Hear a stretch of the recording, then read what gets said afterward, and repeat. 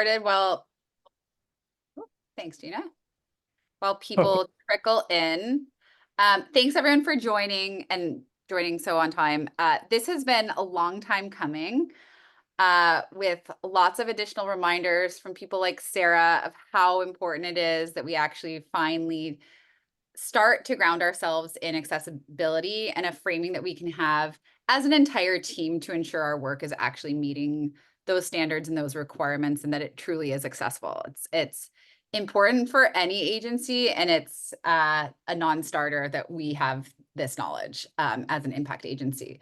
So would love to introduce you to Gina today to introduce herself and set up what we're going to be learning through the rest of the meeting. Yeah, thank you. So my name is Gina Catanazzo, and I am in my day job. I'm a senior instructional designer at Seneca College. And as well, I do training on creating accessible digital content at Seneca, as well as in a freelance capacity, hence why I'm here. I will tell you a bit more about myself as we go through the slides. So I want to say, if anyone has any questions at any point, please do not hesitate to either put them in the chat and I will answer them, or come on the microphone and ask your question. I'm going to be sharing my screen, so sometimes my eye is not going to be at those places, but please don't hesitate to do that. Okay, I am going to share my screen with you.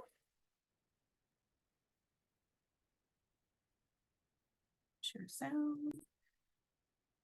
Okay, so I just, so you're seeing my PowerPoint presentation.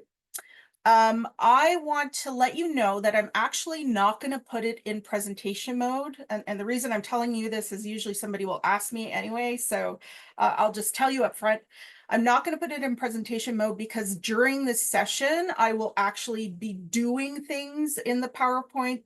So you have to see my whole screen. As well, I'm going to be going in and out to other things. So I just find it makes things a little bit smoother if I don't actually present it. In terms of the online etiquette, if you are happy to share your name and your pronouns, you can do that by clicking on the three dots in Zoom next to your profile, and you can do that. In terms of cameras, I'm happy to see everybody's faces, but it is not a requirement. If you need to go off camera for some reason, that is okay, but I do love seeing faces. When you are not speaking, please turn off your microphone. It just makes things easier.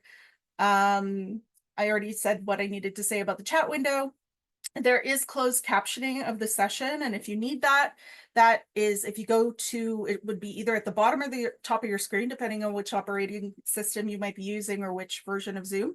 But there is a caption button, and if you select that, it will caption what I'm saying and what everybody is saying. And then the last thing, this session is going to have some interaction in it. So you're not going to just be listening to me the whole time. I am going to ask you to do some things. So I highly recommend participation. Any of the interactive things that I'm going to ask you to do are anonymous. So also don't feel any pressure to get anything correct or right.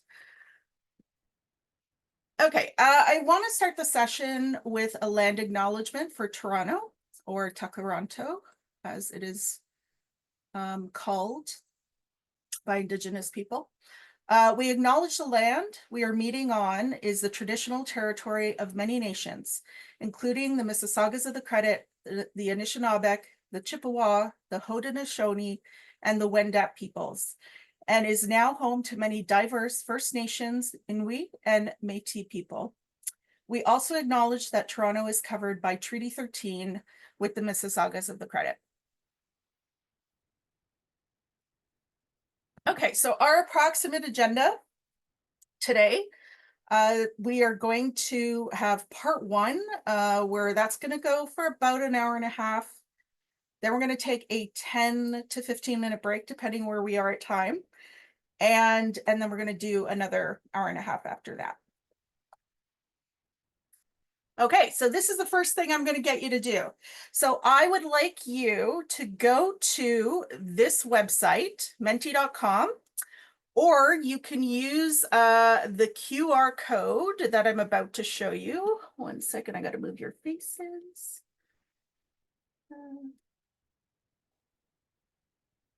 Too many boxes to move. Okay, so if you go to menti.com, you can enter the code 91564915. Or if you want to use the QR code with your mobile phone, you can do that.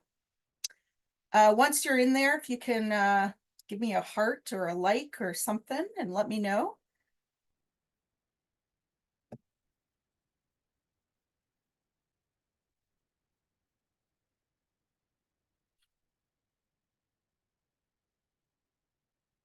Okay, so the first thing, actually, let me ask, is anyone having any issues getting into Menti? Robin asked to repeat the code. Robin, Yep. it's 91564915. That so I can see the, and I will type it in the chat as well.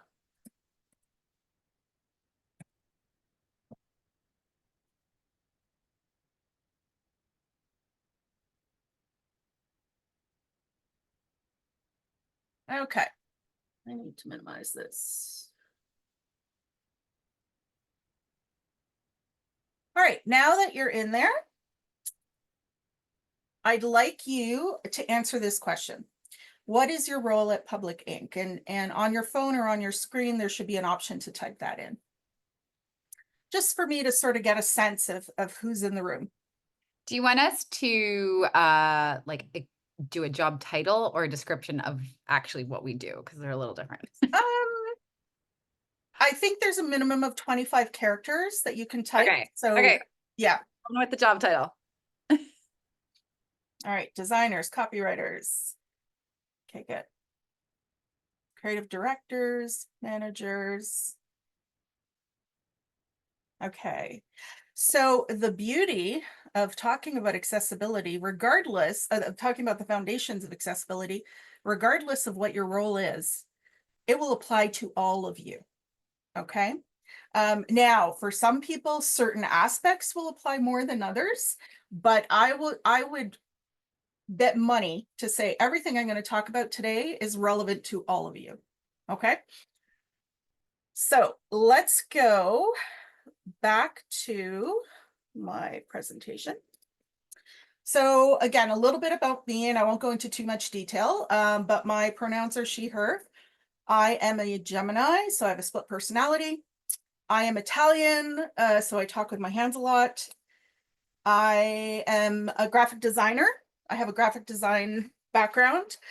I did my undergraduate degree in civil engineering, and I also taught English overseas in England and Italy. So I've got quite a mixed bag of who I am. I work on online development at Seneca College. I also do workshops on creating accessible content. I am also a student currently, and I'm doing my Master's of Education at U of T. And the pencil, so I'm at the pencil crayons. Sorry, I wasn't pointing out the images, but the pencil crayons, I'm a fierce advocate of equity, diversity, and inclusion, and very specifically in the lane of accessibility advocacy. So that's me. In terms of our learning goals for today, we are going to identify different types of disabilities that are affected by inaccessible digital content. We are going to recognize the different legislation and guidelines related to accessibility. We're going to identify accessibility requirements and issues for digital content, and we're going to apply accessibility guidelines to digital content. All right, back to Menti. So I would like you to answer the question, why make digital content accessible? And if you happen to close Menti, Again, you can go to menti.com and the code is 91564915. I'll repeat that, 91564915. And you will be presented with the option of giving 3 answers.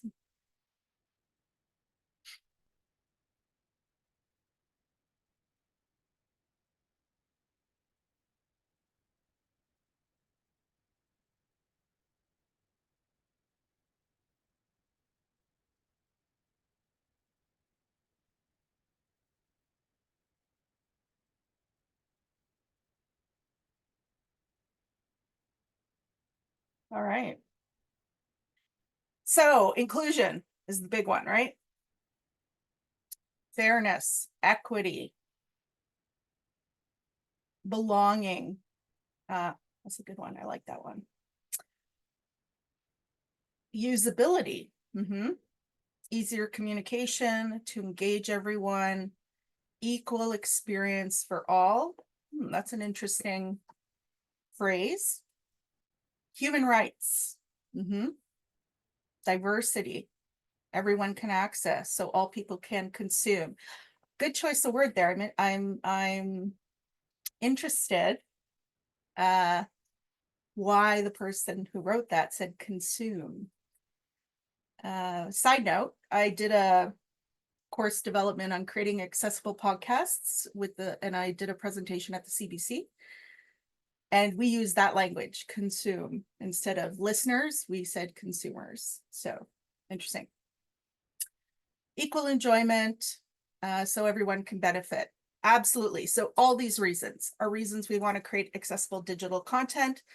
So for equity, equality and equity, but stress equity. Because it makes things easier for everybody, right? It helps everybody actually. And we're not going to focus too much on it, but we're going to touch on it. It's the law. So there's a legal aspect here. And really at the end of the day, and my hope and my preference is that everyone is considering this last one because it's the right thing to do, right? So.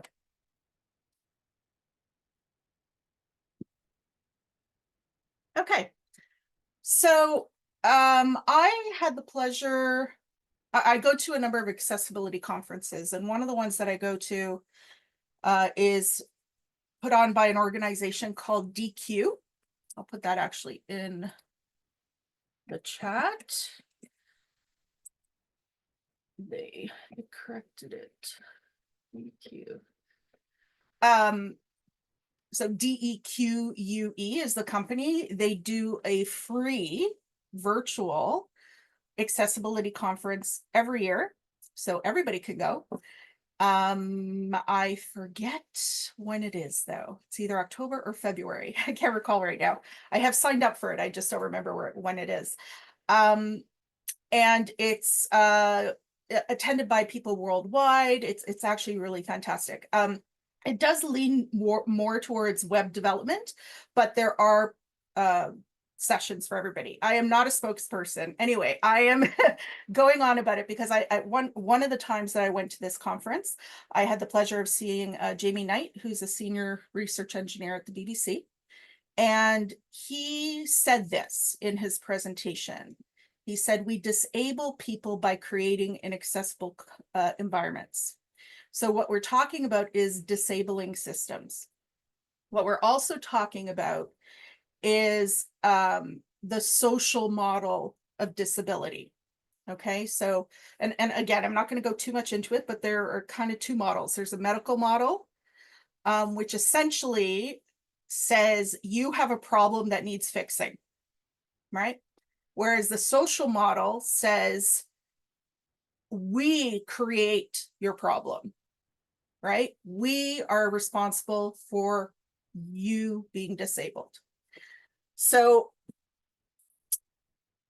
there's this cute little, it's very old, but I think it's a very effective cartoon that talks about the social model of disability. So I'm going to play that for you.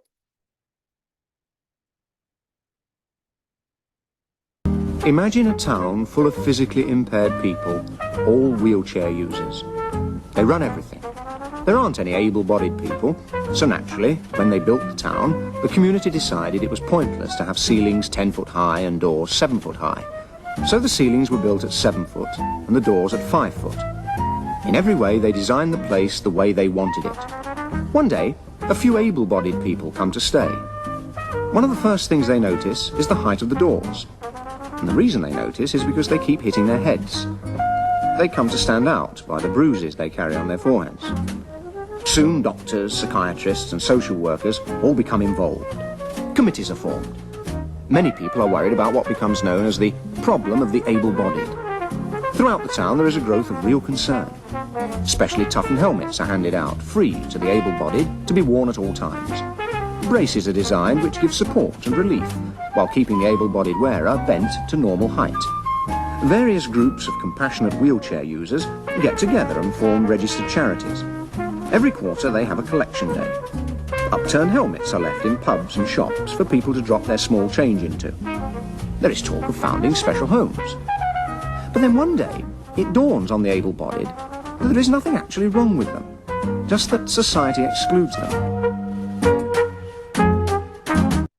Do you want to know how CFOs run their board meetings? All right, so it's a satirical little cartoon to really hit home that we create environments, and that environment can be a physical environment or a digital environment that disable people, okay?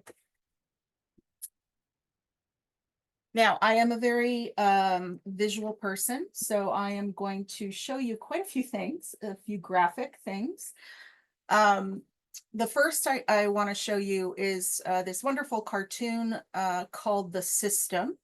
And what's happening in this cartoon is we have a square with a square hole in it, and that's defined as the system.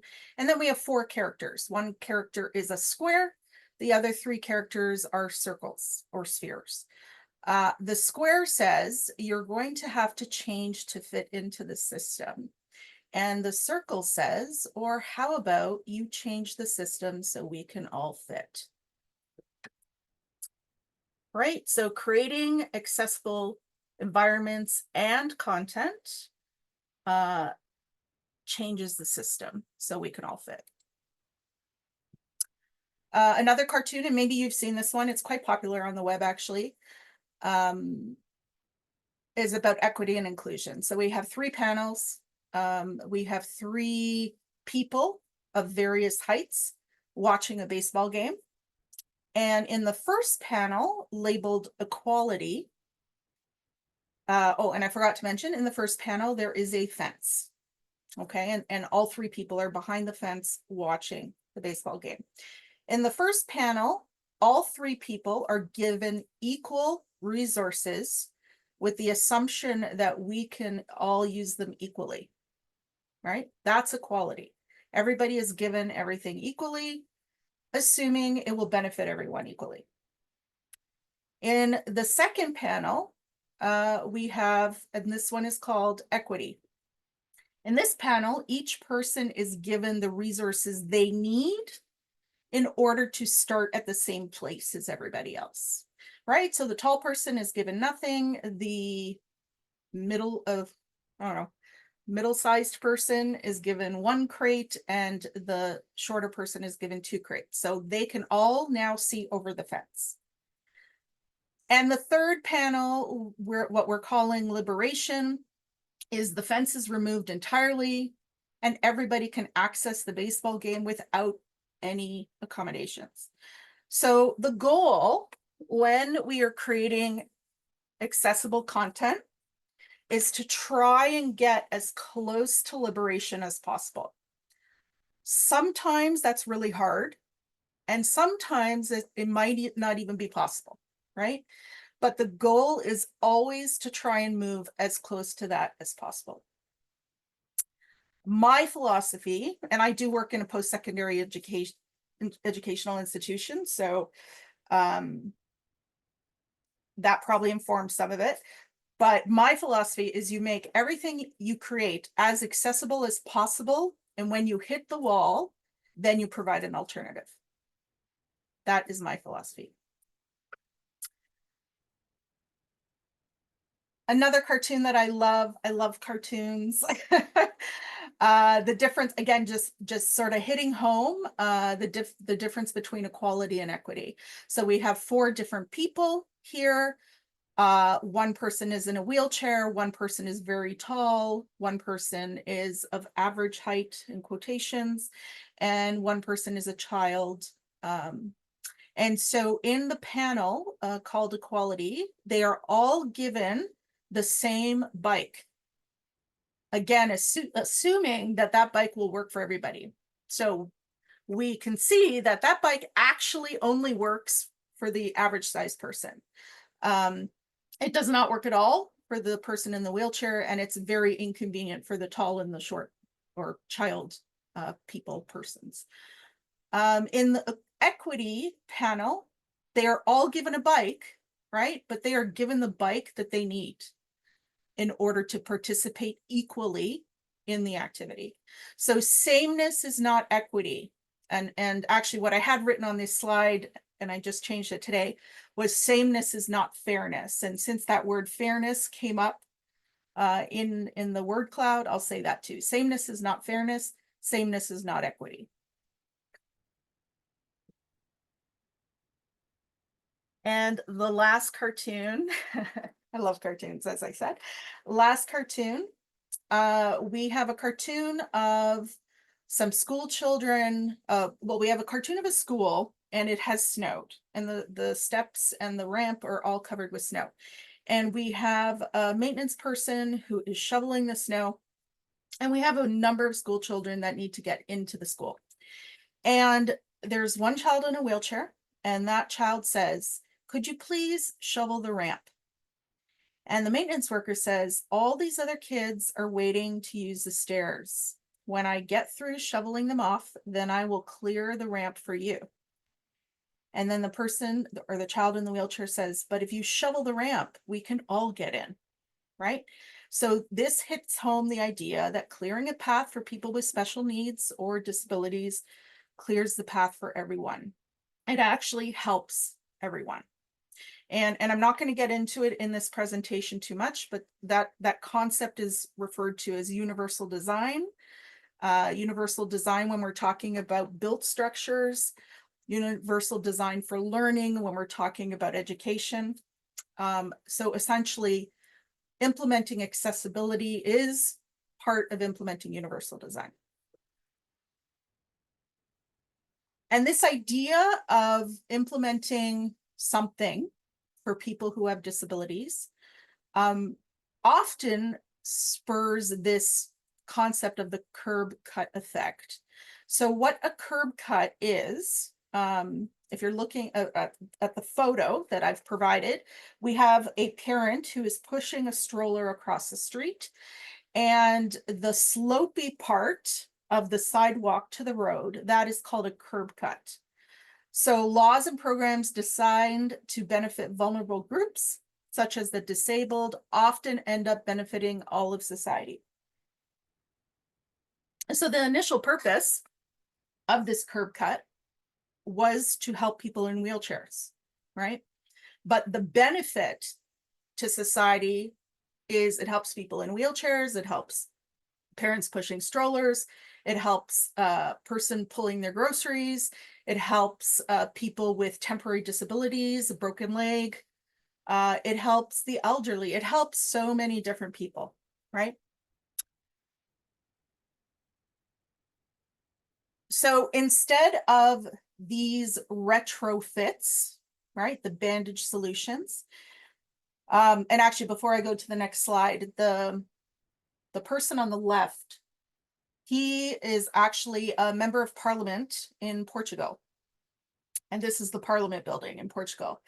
And unfortunately, he has become famous in Europe anyway, because of an accessibility mishap. There is a video, if you Google, I forget his name right now, but if you Google member of parliament wheelchair there's a video that comes up where they had just installed this new sort of platform, because their parliament building, or their sort of House of Commons, or wherever they all sit, is very similar to ours, right? Very wood, very old looking, but there are stairs to go up to where the people would speak. And so they installed this ramp, it's not a ramp, it was like a hydraulic lift thing, so he could get up to the podium. First time they use it, they're videoing it, and he falls off. So, and it was kind of ironic, because the day that they introduced it was a day they were talking about accessibility. So yeah, he's pretty famous, like I said, at least in Europe, for that.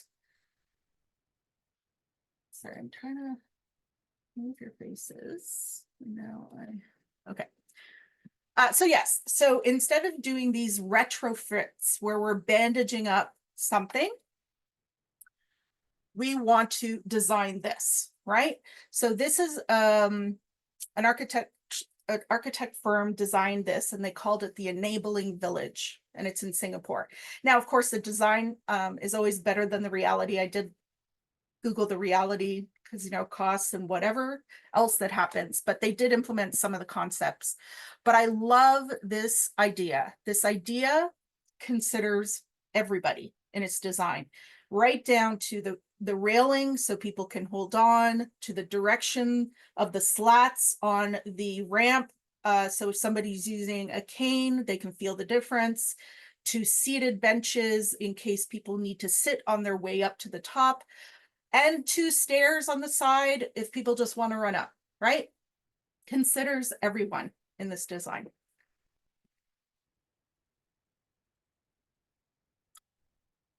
So we literally want to think outside the box. On the screen right now, I have an image of a Rubik's Cube that's all white, and someone who thought outside the box said, hey, what if we put Braille on the cube? Now people who are blind can actually play with the Rubik's Cube, right? So there's this quote, disability drives innovation. This quote was said by Haben Girma. I also, again, have had the privilege of seeing her at the DECAU, DQ, I always say DECAU, the DQ Accessibility Conference, and she is the first deaf-blind person to graduate from Harvard Law School and is a disability advocate. I love her. I follow her on all my social media. But disability drives innovation, and this cannot be more true. So I want to actually show you a video about Haben.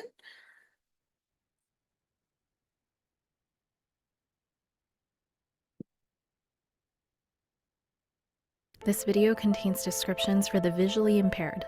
Haben looking off camera, lights in background.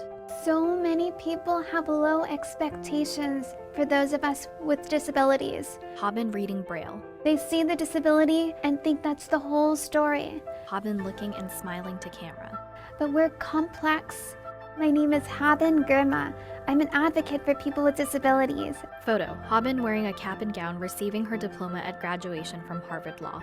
I graduated from Harvard Law in 2013. Haben at Riverside Country School with an audience of students behind her. And I used my skills and talents to remove barriers. Haben greeting audience at the podium. Good morning! Haben and her guide dog standing on steps. I'm a woman. I'm a person of color. I'm the daughter of refugees. And I'm deafblind. Text, Harvard Law's first deaf-blind graduate disrupting disability rights. Haben talking to camera. As a deaf-blind person in a sighted-hearing world, I struggled to find a system that works well for me to communicate with people. Text, Haben developed her own communication system. Haben reading Braille. Text, she uses a wireless keyboard and Braille note computer designed by Humanware. I discovered that if I connect a Braille computer with a keyboard, I can easily connect with people. Reporter laughs while talking to Haben. Most people don't know sign language. but know how to type. Haben reading Braille, person typing. As people are speaking, I'm reading their words on Braille through my fingers. Haben on keyboard reading Braille. Over the years, I've heard of other deaf-blind people also using the system. Text. Haben also travels with her guide dog.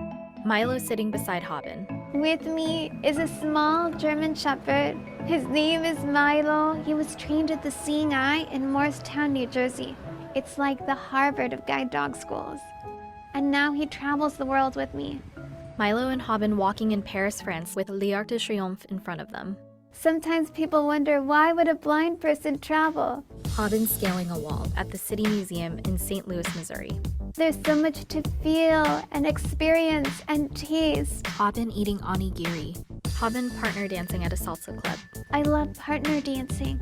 I can't hear the beat or see the other dancers, but I can feel the beat through the hands and shoulders of the people I'm dancing with. When I went to Hawaii, I went surfing in the wonderful warm water. Haben riding a wave in Waikiki, Hawaii. I reached out to several surf schools and they told me we've never heard of a deaf-blind surfer. And then I found one surf school that said, let's find a way, let's figure it out. The instructor surfed side by side. Disability is rarely the problem. The problem is often society creating arbitrary barriers, and we all need to work together to remove those barriers. Text. Haben is also an aspiring comedian. She attends classes at Face Off Unlimited in Astoria, Queens in New York City. Haben laughing with the improv group. I've been thinking about taking improv workshops for a long time. Humor is a powerful tool to help people feel comfortable. Text. The comedy company created a special class after reading that Haben was turned away in her search for inclusive improv. Sucks! Haben interacting with her improv group. As a person with a disability, I can help a non-disabled person relax. Haben rehearsing with her improv group. We're more likely to connect and get past ableism and stereotypes. Haben's Braille typist Hallie typing to Haben. Text. Haben also has assistance from her Braille typist so she knows what each person is saying. Arrow pointing to Hallie. Haben's improv partner speaks. I know there's a very large contract you have to sign.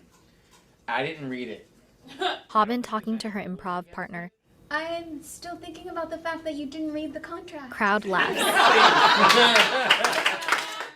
Text. Haben finished Harvard Law in 2013. She is the first and only deafblind graduate from Harvard Law. Photo of Haben with her parents on graduation day at Harvard. My parents had high expectations for me, and that taught me to also have high expectations for myself. I decided to become an attorney when I was in college. Haben walking with Hallie and Riverside Country School staff into auditorium. I noticed that when I used the Americans with Disabilities Act to remove barriers, it changed the whole culture, and I wanted to continue doing that. Auditorium filling with students in bleachers. I can't let fear control my life. I'm going to instead focus on what I can do. Haben talking to audience. Sign language is a form of innovation. I was told that if I wanted to get a job as an attorney, I needed to go to the best school possible. So I applied to Harvard, even though I thought I probably wouldn't get in. It was worth a shot just to try. Students in auditorium clapping. I learned that I got in, and I was thrilled. Haben showing her keyboard to the auditorium. Now I travel around the world teaching organizations to invest in accessibility. Haben shakes the student's hand.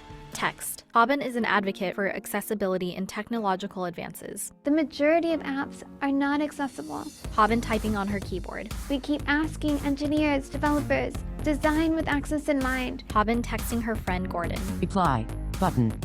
Because it drives innovation, drives revenue, and benefits all of us in the long run. Text. Quote, don't call me inspirational, end quote. Haben skiing with guide. People with disabilities get called inspirational all the time. President Obama giving Haben a hug in the White House. My response is, what are you inspired to do? Allow that emotion to drive change. Disability is not the biggest barrier.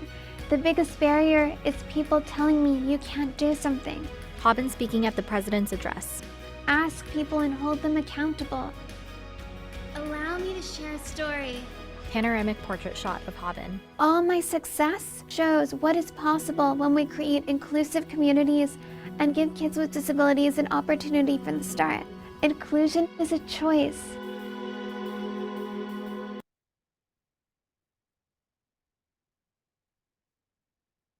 Okay, so lots of thinking outside the box in that video.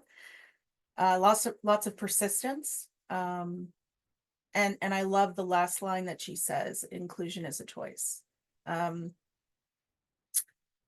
I've probably seen this video 100 times, and every time it kind of gets me. So I love it so much.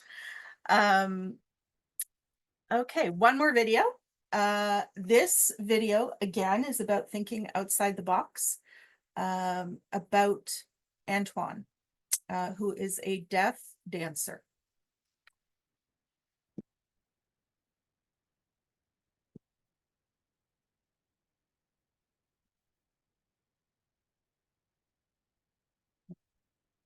Inclusive, a Microsoft Design Toolkit. Antoine Hunter, deaf advocate, dance teacher, choreographer. I am a Nia Opes e Obidi Hene, father and dance advocate healer. I got one time I had a really wonderful job offer, and I had to go to rehearsal practice. The only issue was the door. Antoine, a tall, lean man with a beard, approaches an office building door and pushes numbers on an intercom keypad. In an interview, he signs. I don't know what they're saying. I can't hear them. Antoine presses his hand over the intercom speaker. So I talked about the problem. They wouldn't hire me because it felt like there was too much energy just to have someone to let me in. Oh, that was big. That was a cool job I wanted. Wow. And that's the bell sometimes. Using a smartphone, Antoine and a friend sign to each other. I feel like as a kid, we accept each other so easy, and that we are taught not to accept each other. We're taught that we're so different, like in a bad way, you know. That we're taught that being deaf is a problem. It's not a problem. It's a different culture. Antoine returns to his high school. At Skyline High School, Miss Chang, my dance teacher, she said, everyone needs to create a piece, a group dance. I'm outcast. No one really want to work with me. I'll do a solo. Okay, do a solo. So I was trying to come up with an idea. I did a solo choreography with Whitney Houston, I Will Always Love You.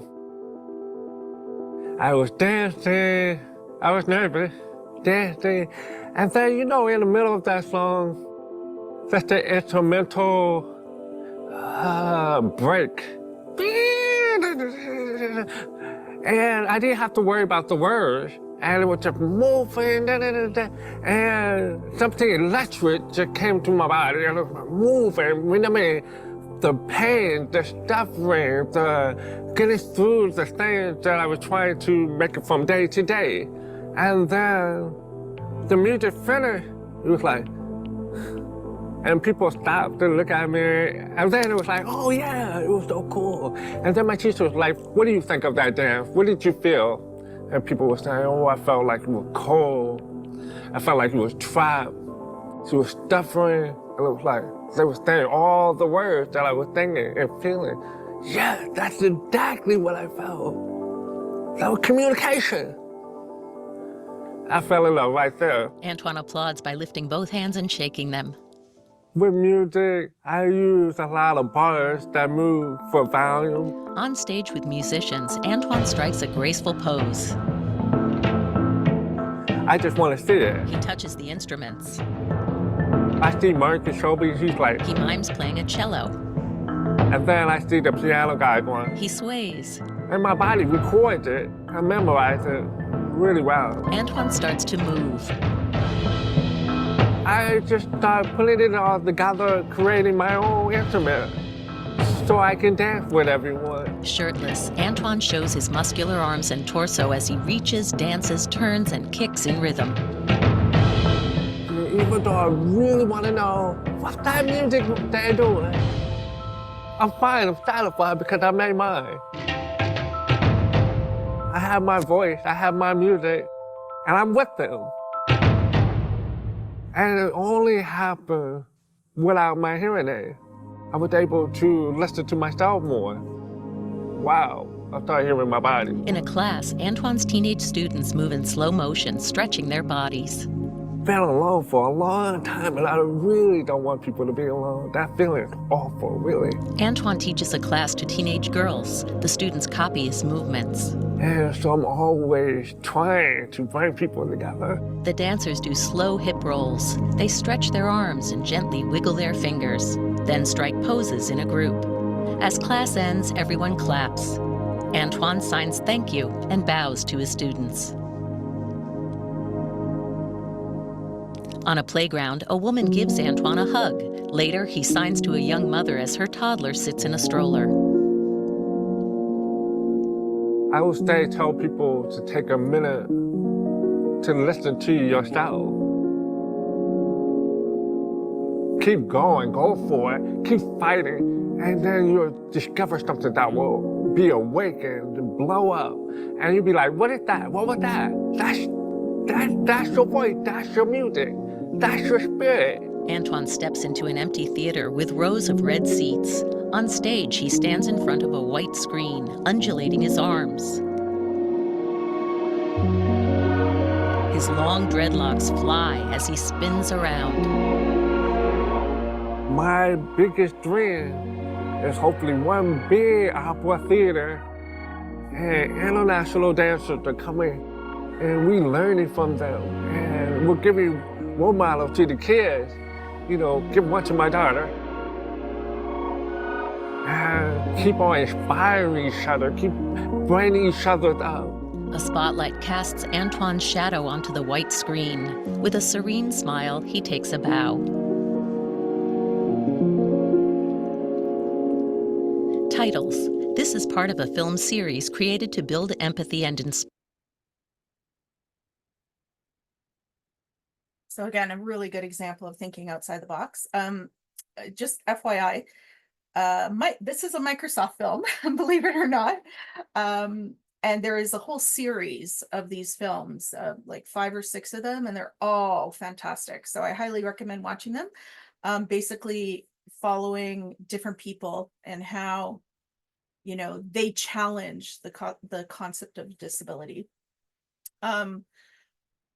As I said, I work in an educational institution, and I work with faculty. And from my own personal experience, I've heard a couple times, well, a blind student would never take my course, or whatever the course was. And so I usually challenge those people and I say, is it that they won't or that they can't? Which is it? And I see there's this whole group of people of untapped potential and untapped talent that if only we would think outside the box, what could they teach us, right? What could they teach the world? So that's usually the message I try to instill in faculty. But I would also encourage you to think about in your own personal work, where can I think outside the box in what I do, right? Are there any questions? Any questions? Let me take a pause. Okay. So who is impacted by inaccessible digital content? So those with visual disabilities. So that includes people who are blind, people who have low vision, people who have color blindness. Auditory disabilities, so those who are deaf, those who are hard of hearing.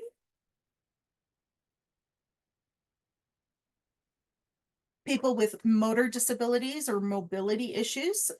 These motor disabilities vary widely, and some of them are not affected by inaccessible digital content. However, The ones that might be are people who are unable to use a mouse, that need to use a keyboard to navigate websites, users of alternative methods, example, a mouth stick. There's another thing called a sip and puff. So they are essentially devices used by people who cannot move their arms. People with cognitive and learning disabilities, which also is a wide spectrum of disabilities. Those who have dyslexia, dysgraphia, ADD, ADHD, etc. And those who have seizure disorders. I'm not going to talk a lot about seizure disorders, but if we do have some time at the end, I did put a little bonus at the end about that. So maybe we'll get there. Okay, so Canadians with disabilities. So Stats Canada does a survey every 5 years, about every 5 years. The last survey was done in 2022 about how many Canadians have disabilities. So they surveyed Canadians age 15 and older, and 27% of Canadians have a disability. That has gone up by 4.7% from the 2017 data. So that is a total of 8 million people. Okay. 8 million people have a disability. So it's not, you know, something that exists over there, right? It's something that's in the room with us every day. And if we go further down here on the infographic, here is a breakdown of the disabilities. So they are mental health related, pain related, seeing, learning, memory, mobility, flexibility, hearing, dexterity, and developmental, and then unknown. So one thing I would say, this number, this 27%, is probably underreported because it's a self-reported statistic. And we're only considering people over the age of 15, right? We're not considering children, and we're not considering all the people that didn't report about their disabilities. So a quarter, more than a quarter of our country, right?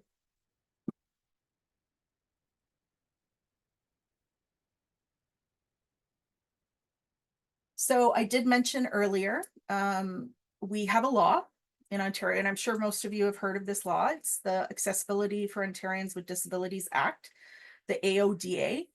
We also have another law, I think it's a law, Human Rights Code, the Human Rights Code, and disability is listed under the Human Rights Code as well. So the AODA, which is a legislation specific to Ontario. However, other provinces in Ontario, in Canada, also have their own legislation. Ontario's is the most robust, however, and it is considered on the world stage actually as one of the most robust. The AODA has 5 accessibility standards that the Canadian government has, that the Ontario government has committed to being fully accessible in these 5 areas by 2025. Customer service, information and communications, employment, transportation, design of public spaces. I have highlighted information and communications because that's the area I deal with and what we're talking about today. Some of the deadlines have actually passed for the information and communications. So all web content was meant to be, well, not all, I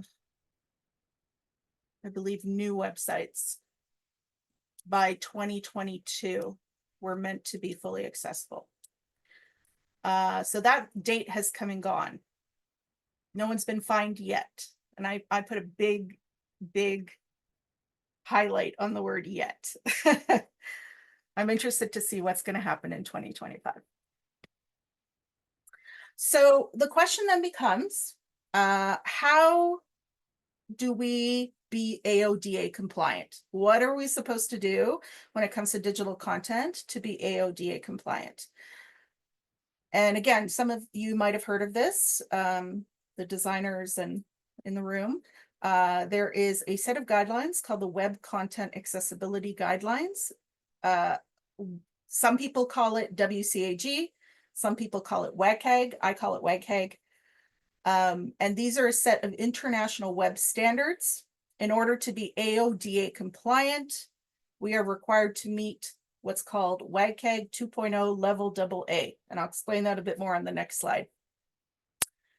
Anything that I'm going to talk about today when it comes to like practical things that you actually have to do is either a WCAG guideline or it is a recommendation from the Canadian National Institute of the Blind, CNIB.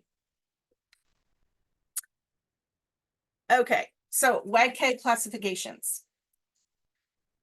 So as I mentioned,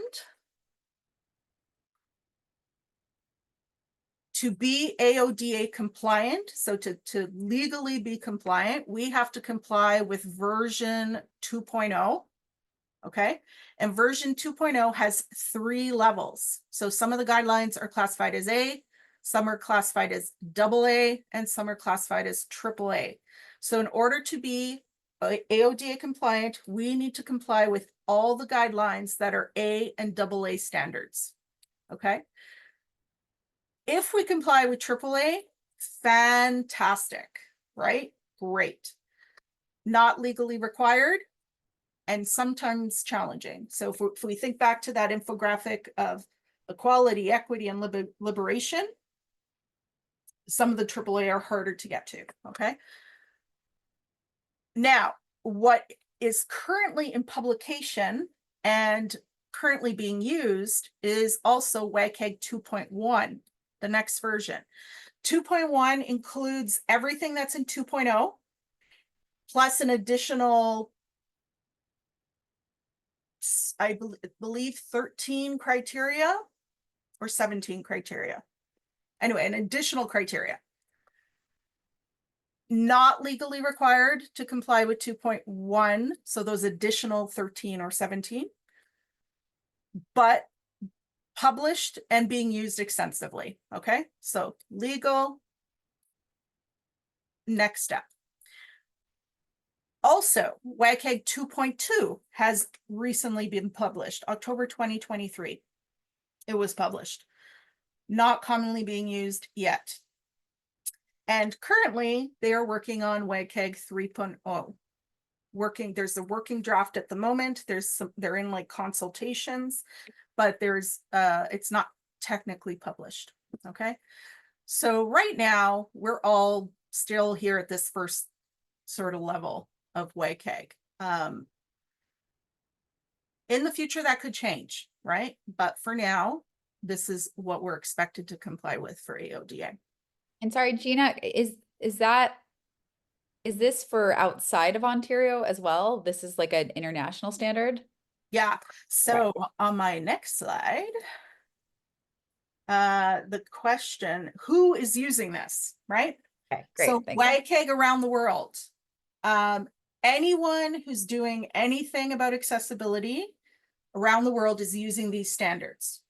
What changes is to what degree they're using the standards. So currently, anyone using the standards, the highest level that people are using is what we're expected under the AODA 2.0 AA. Some countries are still using version 1. I didn't even put it on the table because there's so many other ones, but some countries are still using version 1. And as you see, some refer to them as recommendations, not necessarily legislation. But the beautiful thing about this is if we implement WCAG guidelines in our digital content, it will actually work in any of these countries, right? It's not just something that's going to work in Ontario. It's going to work in the US, it's going to work in most of Western Europe, Australia, India, Brazil, etc. Okay. So that's pretty exciting, I think. All right, I am a little bit ahead of schedule, which is great. I want to actually take a break right now, but before we go for break, any questions? And I hope I'm not boring you too much. Are you able to hear me okay? Yes, I can hear you. It's me, Katie, in the back. Oh, hi. I don't know if this is something we're going to talk about, but on one of your slides, when you were talking about different ways people engage with content that we should be thinking about, this is like a live example that's come up a few times in workshops where you'll do your slides in a color and your client will say, I'm actually colorblind. And I just wonder if there's like best practice or if we should be designing for color blindness by default when we're doing slides, particularly in workshops where the client can't see the color dot we've assigned them or like how they're meant to interact with it. Yes, the short answer is yes. Okay. We are going to talk about that specifically, and what you do for that situation. Now, of course, anything that I talk about, right, is sort of the introduction of that thing. And often then the question that I get, like, and again, I work in a educational institution and the questions would be similar, but how do I apply it in this situation, right? And then sometimes then you have to dive a little deeper and become creative, right? But I think in terms of the situation you just presented, I think we'll cover that for sure. If we don't cover, if you still have some questions after I cover that part, do not hesitate to bring it up again and be more specific, okay? As well, if we have time at the end, I'm happy to answer any questions of anything I haven't covered. So any questions that you specifically have, I'm happy to talk about. So Thank you. they're about something else that I totally even didn't talk about. Okay. Are there any other questions before we take a break? 10-minute break? Sorry, I heard. Oh, I just said it's a 10-minute break? No, let's do a 15-minute break. So let's come back at 2:15. Great. All right. Thank you.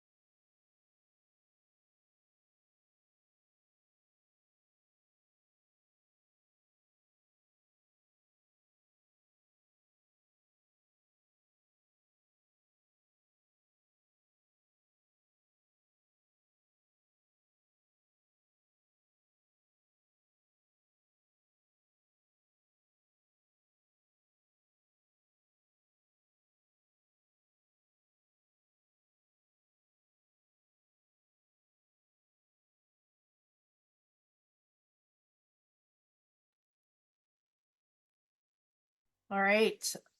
Can you hear me? All right, welcome back, everybody. There was a question in the chat during the break of whether the session is being recorded. So it is being recorded, and I will be sharing that recording with Adrian. And I will also be sharing my PowerPoint slides, so all of you can get that as well. Did any questions come up during the break? No? Okay, so I'm going to share my screen again with you.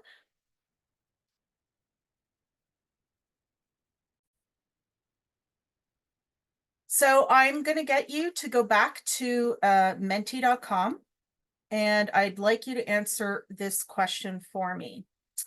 What operating system do you predominantly use to create your digital content?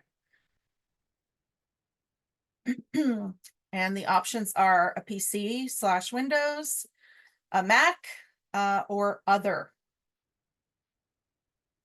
Ooh, Mac heavy. Great.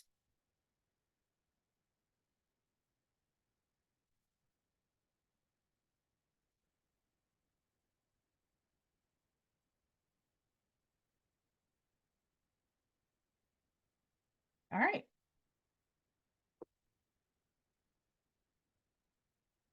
So I have never actually had this happen where it's everybody has a Mac. That's really awesome.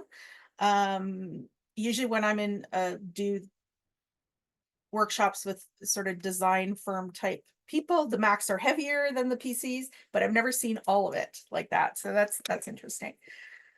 Usually when I'm, yeah, it's either, if it's not design firms, then the PC one is always higher.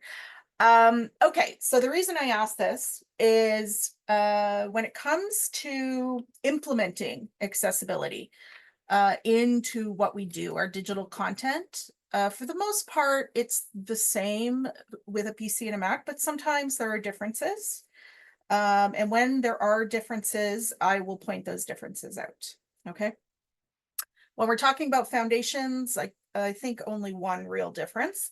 If we talk about implementing accessibility specific into PowerPoint or Word, which we're not going to specifically talk about today, but then there are more differences. Okay. So these are the topics that we are going to cover in this second half. We're going to talk about fonts. We're going to talk about emphasizing text. We're going to talk about emphasis with color. We're going to talk about color contrast, hyperlinks, images, and complex images. So the first thing is fonts. So when we are thinking about accessibility, we want to use serif. Sorry, we want to use sans serif fonts. Okay. So serifs are these little appendages on your fonts. Okay. Sans serif, sans means without in French. And these serifs are like little feet without feet. We want fonts without feet, basically. So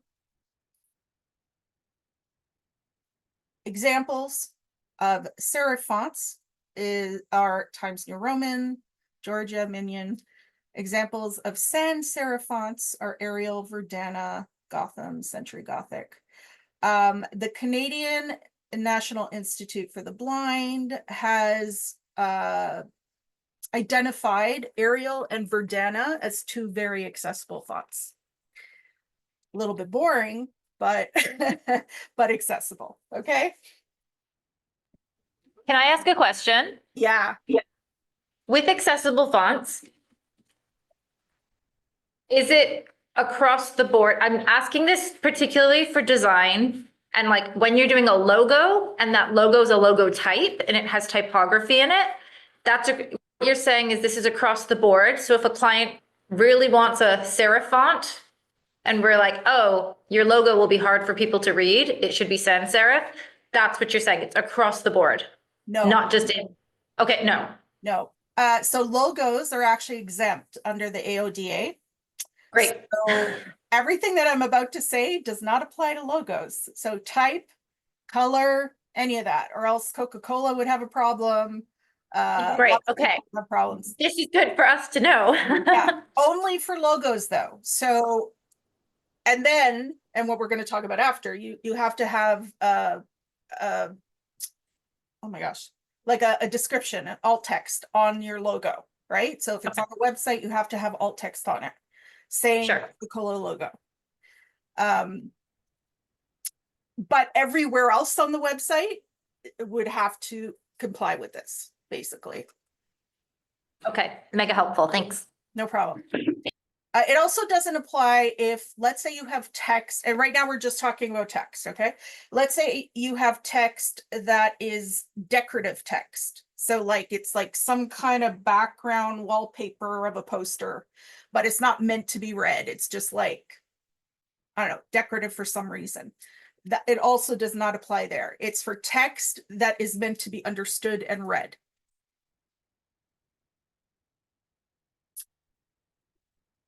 Any other questions about text?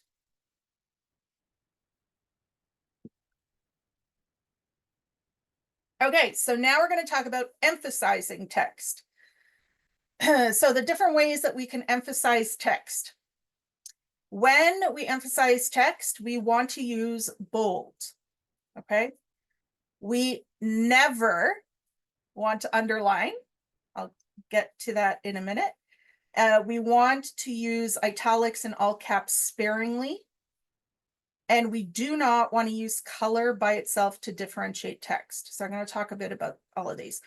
So bold, best thing to do if you want this text to stick out, okay?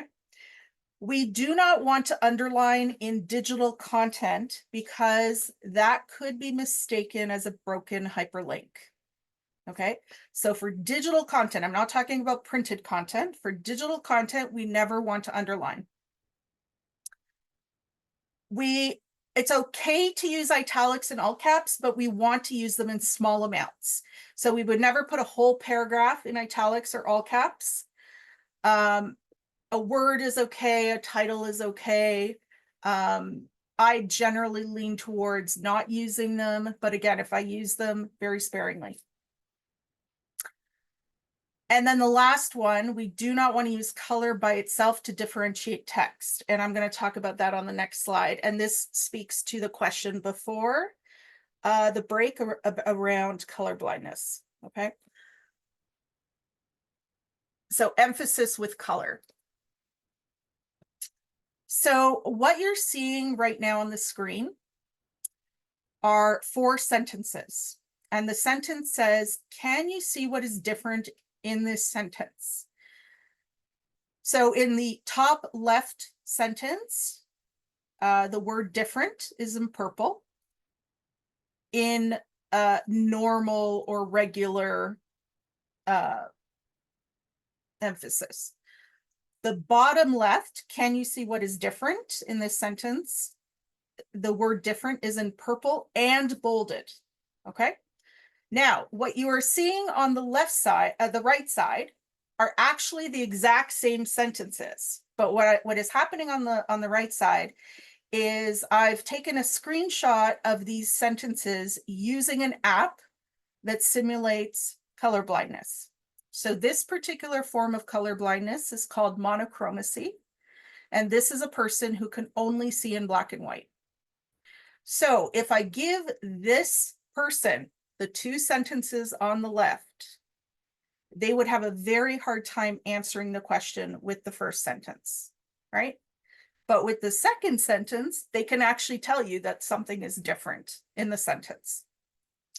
So when it really comes down to it, when you, like the basic question you need to ask yourself around color blindness is, does it make sense in black and white? If the answer is yes, accessible. If the answer is no, not accessible. Okay, that's the basic sort of question to ask yourself. So the WCAG guideline says, do not use color, and I put the by itself in brackets. That's not actually part of the guideline. Do not use color by itself to differentiate text. So on the screen right now, and I'm going to demonstrate actually that app for you. So the app is called Sim Daltonism. It's really cool because it floats over your screen. You can float it over anything, over a website, over a document. Here's one of those differences. It only works on a Mac. So good luck to everybody, or congratulations to everybody in the room because you're all using Macs. It's free. Okay. Free to download. Awesome app. You can resize the window. And right now it is set to what is labeled, and I don't really like the label, but it's labeled normal vision. Okay. And on the top right, we have some icons. So if I click on, or if I select this little eye icon, it opens up and it shows me 8 types of color blindness. I'm going to demonstrate some of them for you, not all of them because it's a lot, but just to show you a little bit of how the app works. So right now, I have the app floating over an image of different colored pencil crayons. The first one I'm going to demonstrate is called Deuteranopia, and that's a red-green confusion color blindness. So what the app is covering is a simulation of what somebody with Deuteranopia would see when they are looking at this image. Okay. The second one I want to show you is Tritanopia, which is a yellow-blue confusion. So again, the app is simulating what a person with Tritanopia would see when they are looking at this image. And then the one that I already showed you previously is monochromacy, right? So the app is simulating what a person with monochromacy would see. So if I ask you to tell me what is the red pencil crayon, which one's the red pencil crayon? Or if I say to you, you are the red dot on the screen, right? And this person has monochromacy, they cannot answer that question for you. They just can't.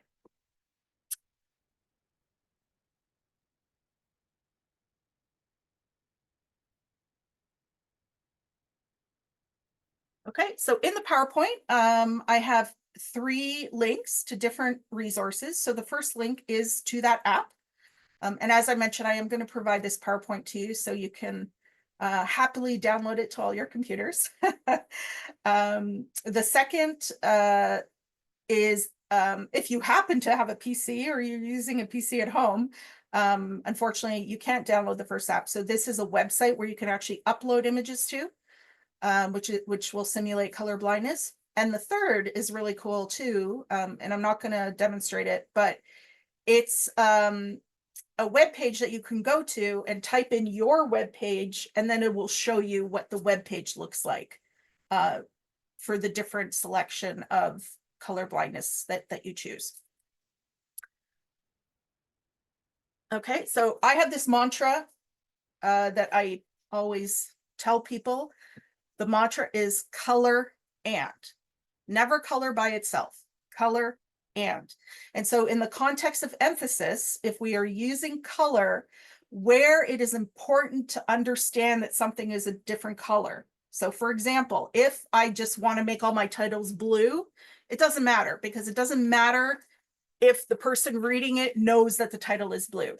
But if to understand something, identifying something as important because of that color, then color and something else has to happen. So in the context of emphasis, color and bold. Okay, not color and underline, color and bold.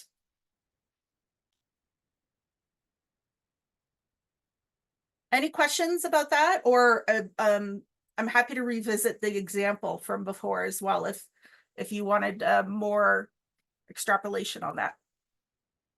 I guess my one question is just, is there the line, where is the line between something being emphasized or just colored for design purposes, just for the look of it, versus it actually needing to be understood as the fact that I know more one or the other? I don't know if there's an easy way to tell the difference between it is actually essential to understanding and consuming versus just for flair.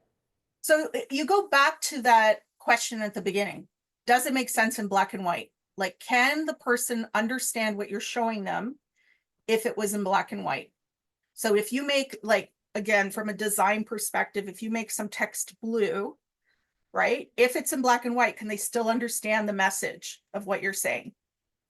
But if it's important for them, I'll give you a quite a basic physical example. You know, like if you've got, you know, let's say a red square and a blue square, and you say, okay, drag, and actually drag and drop is not accessible, but that's a whole other thing. Drag the names of vegetables into the red square. Okay, so it's important for the person to understand that the square is red in order to complete the activity. So in that case, then you need something else. I might make this one a square and this one a triangle. So you drag the vegetables into the red square instead of the blue triangle. Does that make sense?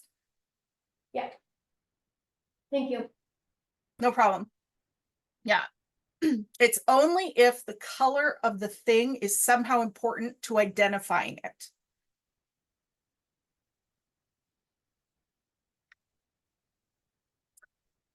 Okay.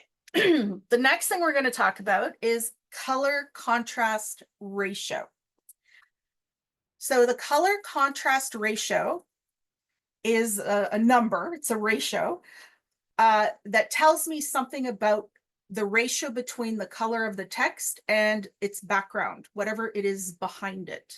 Okay, so the color contrast ratio, the WCAG guidelines state that it needs to be 4.5 to 1 for regular sized text and 3 to 1 for large sized text.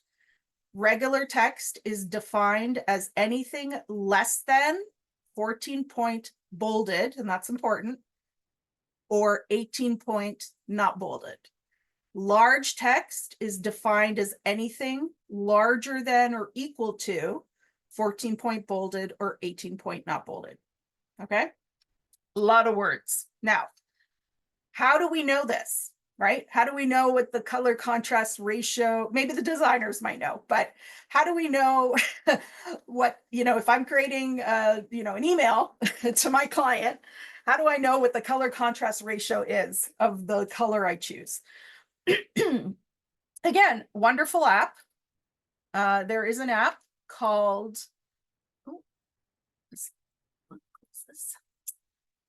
it's called, oh, I lost your faces. Hold on. Where did you go? That's okay. Anyway, it is called, it's from a group called the Pacilio Group, Color Contrast Analyzer. So let me actually, when you open it up, this is what it looks like. Okay. This is what it looks like. So to again, it's free. Okay, free is good. It's free. It works on a PC, works on a Mac, works on a Linux system, works on all 3 systems. And it floats over content. So I can float it over a website. I can float it over a document. So to describe a little bit of what you're seeing here, let me zoom into it a bit. Okay, so up here, we are seeing what is called foreground color. So the foreground color would be the color of your text, okay? Background color would be the color behind your text.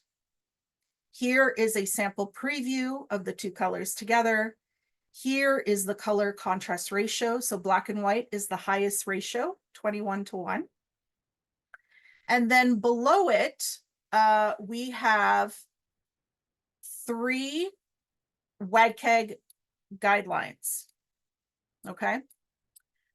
The first one here, 1.4.3 contrast minimum AA, that was originally a 2.0 guideline. So this is the one that we are talking about here. And that's what I have on my slide. If you click on this little triangle chevron, it gives you what the WCAG guideline is, in case you forget, okay? This one is also a 2.0 guideline, WCAG 2.0, but it's AAA, okay? So not required under the AODA. And this third one, 1.4.11, is actually a 2.1 guideline. And it's about UI components and graphic objects. Again, not required under the AODA, okay? So the only one that's required under the AODA is the first one. So the way that I use this is I'm going to show you the color contrast ratio between my title here that says contrast ratio and its background. So for the foreground, I select this little eyedropper tool, and you'll see that when I do that, this circle opens up, and when I move it, I can move it to anywhere on my screen and select. So I'm going to select the color of the title. And now you'll see I get the hex code here of the title. For the designers in the room, if you open this up, you can also see RGB, hue, saturation, and I forget what the L stands for right now, but luminosity maybe. But the default is the hex color. And then I do the same thing for the background. So I click on the little eyedropper, click on the black. So it gives me what the two hex values of the two colors are. It shows me a sample preview, shows me the color contrast ratio. In this case, it's 13.1 to 1. And this is the most important part, it shows me that it passes for this guideline, the 1.4.3 guideline, for both regular and large text. Okay.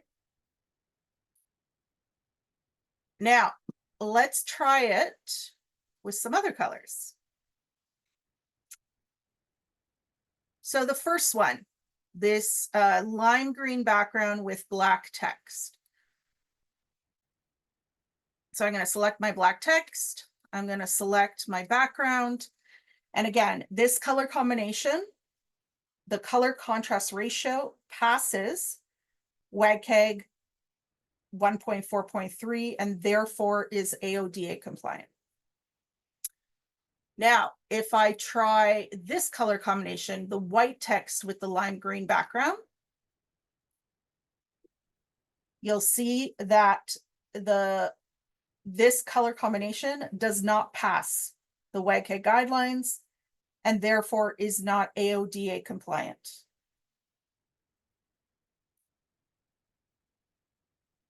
Bottom right corner, the white text on top of the red background.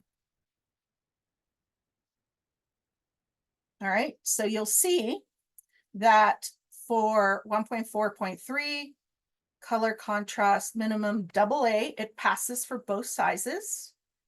But for AAA, it does not pass regular text, but does pass large text. So again, for AODA, we are just required for the top. So technically, if you use this color combination under the AODA, it is acceptable. If you want to comply also with AAA and your text is less than 14 point bolded or 18 point not bolded, it does not pass.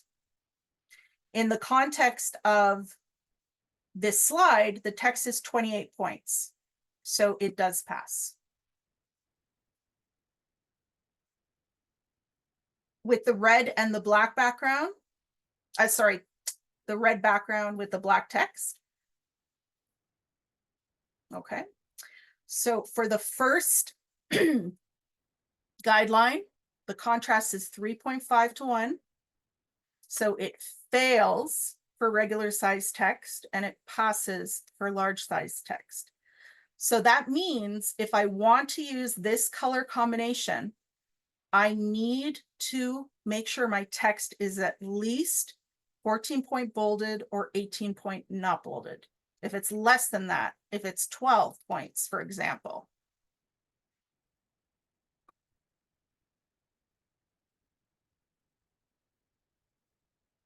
Okay. If it's 12 points, does not pass because 12 points is considered regular text.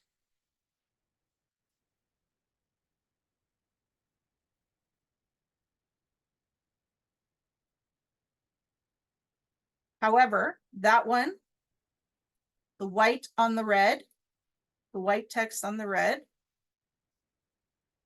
passes because 12 points with this color combination passes.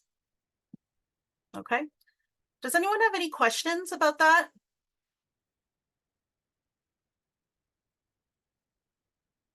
Or is anyone confused about it? Sometimes I get confused. Some people get confused. I actually have a question that maybe you'll get to around time of how long you should allow people to read supers or text. I don't know if you're going to touch on that. We're doing a lot of things and we do a lot of things with supers. And sometimes they feel fast to me and I'm like, how fast do other people read these?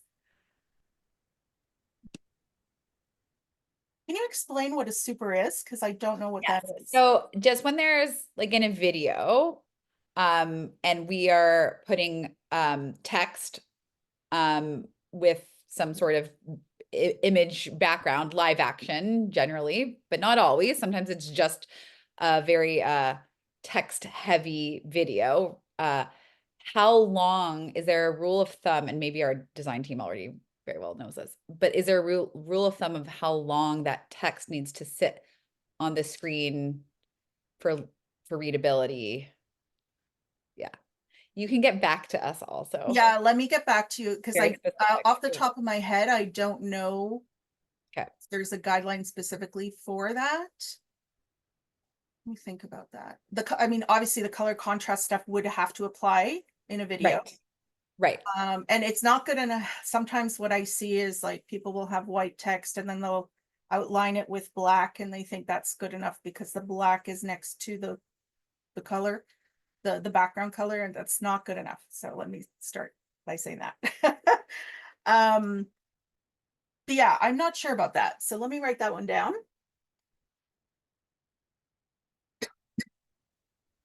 I have a question. Yeah. Sorry, I have a lot of questions. No, I love questions. Okay, when things are within our gift, for example, anything that's public as an organization, our brand, how we're creating decks, that is within our gift and within our control. But like, as we've sat here watching you, Paul and I just did this for a couple of our clients whose brand guidelines and their work is so non-compliant.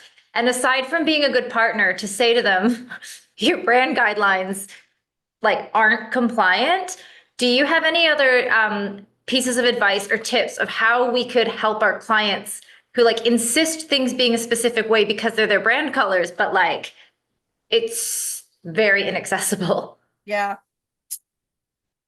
That's tough because you can only They paid a lot of money for those brands. yeah, you can only be the messenger, right? Yeah. I mean, I would stress the legal implications. I mean, usually, well, you could be fined for an inaccessible website, probably will make more impact on them than, well, people with color blindness can't see it, right? But sometimes there's workarounds. So like, let's say their brand color is yellow, right? Then you're not going to put a white background on it. You're going to put a black or something. Like sometimes you can work around some of the brand colors, right? Again, this only applies to when we're talking about text. So like paragraph text. So maybe writing on their website. So if they have an image behind the text, maybe you say, hey, can we put a transparency behind this paragraph so we can be AODA compliant and therefore legally compliant? Maybe. So there it requires some creativity to think of some workarounds, I'd say. Thank you. Yeah, and then yeah, I know because so before Seneca College, I used to work at Humber College, And Humber had 6 brand colors, and they were all in these like this lime green, this sort of light purple or light pink, and this light blue, and none of them. The only one that was like fully accessible was a purple color that they used. And so it was always challenging, like, how do we use these colors and have it be accessible? And so you just got to think, like, if it's like this lime green color, I can only use black text on it. But if it's the red color, I use white text on it. Or maybe I put a transparency or something, right? Remember though, logos are exempt. And sometimes there's ways to bring in those brand colors in other ways, right? I have another question. You might not have an answer, but I'll ask it anyway. I've looked into this in the past and I haven't gotten a solid answer, but I know obviously the contrast ratio is kind of the scientific method, but there are instances where the color contrast ratio technically will say it's accessible, but when you look at it, it actually doesn't look that way, and vice versa. I think it has to do with like luminance and white. I know orange and white looks more clear than black and orange, but technically black and orange works and orange and white doesn't. Not every orange, but in some instances. So what's the boundary of designing for the contrast ratio and compliance versus actual user experience, which in which case some oranges and white might fail, but it's actually a lot better than orange and black. Yeah. That was good. Yeah. Okay. So I'm going to give you a long answer. One question. So the color contrast ratio, because things also change on different screens, right? If I'm designing something on one screen, this red is going to look different than if I'm designing it on another screen. So if I get personally what I do, if I get really close to the required contrast ratio, like the 3.5, I put a bit of a buffer in there. There is no requirement of what that buffer should be. I just personally put a bit of a buffer. So hopefully it works on multiple screens of different luminosities and color shifts, right? Now, what you're talking about and what we're always doing when we design anything is we're balancing different things. We're balancing user design, we're balancing graphic design, we're balancing accessibility, we're balancing responsivity on websites, right? So there's all these things that we're trying to implement. And the analogy I make to all these things is like when you have, let's say, a music board mixer, you've got all these, those on a music board mixer, you have all those little, I don't even know what to call them, things that you move up and down to mix your song, right? The reality is they can't all be at the top. That's just reality. It's going to sound bad. And in the case of design, it's going to look bad. So you have to make decisions on how you mix your design and how you mix your song, right? So we're constantly trying to balance all these things. So, as someone who advocates for accessibility, I always lean towards making things accessible, or as accessible as possible. Sometimes, if you say, oh, we really want to try and meet AAA, sometimes that's not going to work with design, right? So at a minimum, you have to meet the AA. Now, does that mean you have to pick a certain color? You don't have to pick it, right? And also remember, to some people, like you were saying, that you feel the orange looks better on the white. To some people would say it's the opposite, that they prefer the black background with the orange. So there's also personal preference that we're talking about, right? From a legal perspective, you have to comply with YK 2.0 AA. That's the legal perspective. How much more you want to go above that is a personal or institutional choice. And then you're just playing with all those mixers to try and get the best product that you can. Does that answer your question? Yeah, I think so. I think the other side of it was just like some things are technically compliant but don't look like they are, because if it's a scientific, but I guess it's judgment call on even if it is compliant, just if it doesn't look right, don't use it anyway. Yeah, exactly. I once did, I don't have the slide here, but I did a comparison of like this sort of lilac purple with a sort of pale yellow background. And just like a little bit, like they almost look the same on the screen, but one was technically accessible and one was not. And just that little difference on the RGB scale or whatever. And it's like I wouldn't use either of them, right? This is technically accessible, but I wouldn't use it because it just wasn't a nice color combination. And in my opinion, it needs more contrast than that. But interestingly, okay, so here's the thing. We are, oh, sorry. It was a sneeze. Oh, sorry. Okay, so I'm talking about the WCAG guidelines. And if we implement these guidelines, it's going to include and provide equity for more people. However, it does not provide it for everybody, right? The first time I ever did training, I'll tell you this story. The first time I ever did training in this stuff was like, I don't know, 8 years ago, let's say 7, 8, 6, somewhere between 6 and 8 years ago. And my first time I was at Humber College, I had one of the faculty members come up to me during the break and say, "Oh, that's so interesting that this contrast is required. I have a particular visual disability where I need low contrast things. So this guideline does not help that person." Right? So she has a special thing that she puts on her screen to shift down the colors. The black and white is very hard for her. She can't look at that. And so she has this special thing she puts on her screen to like make things low contrast. So I just thought that was very humbling, you know, in the very first time I ever taught this material, it was very humbling that, oh, here's somebody we're actually making this inaccessible to, right? And the reality is we can't make everything accessible for everybody. That's just reality.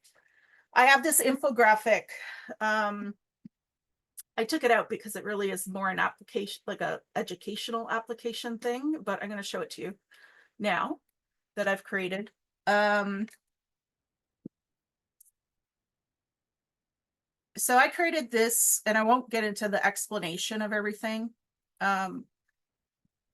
So a question that people often have in post-secondary education is, what's the difference between an accommodation and accessibility and universal design?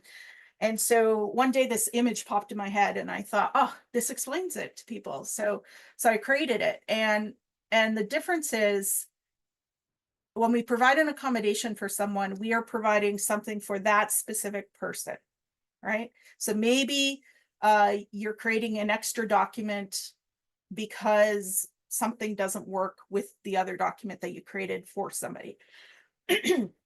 When we apply, and I'm making the analogy of catching fish. So students or people are like fish, and we are catching fish in our nets. And when we provide an accommodation, we catch one fish. When we implement accessibility, our net accessibility guidelines and the AODA, our net gets bigger. We throw it out further. We catch more fish. And then with universal design, we catch more. I won't get into that. But what you will notice is there are always fish outside the net, always, right? We cannot catch every single fish. But our goal, if we think back to that infographic with equality, equity, and liberation, our goal is to approach liberation as much as possible, as much as capable as we are of approaching it. So we throw out our net, we try and catch as many fish as we can, and sometimes people are going to be outside the net. That's just reality, unfortunately. That makes sense?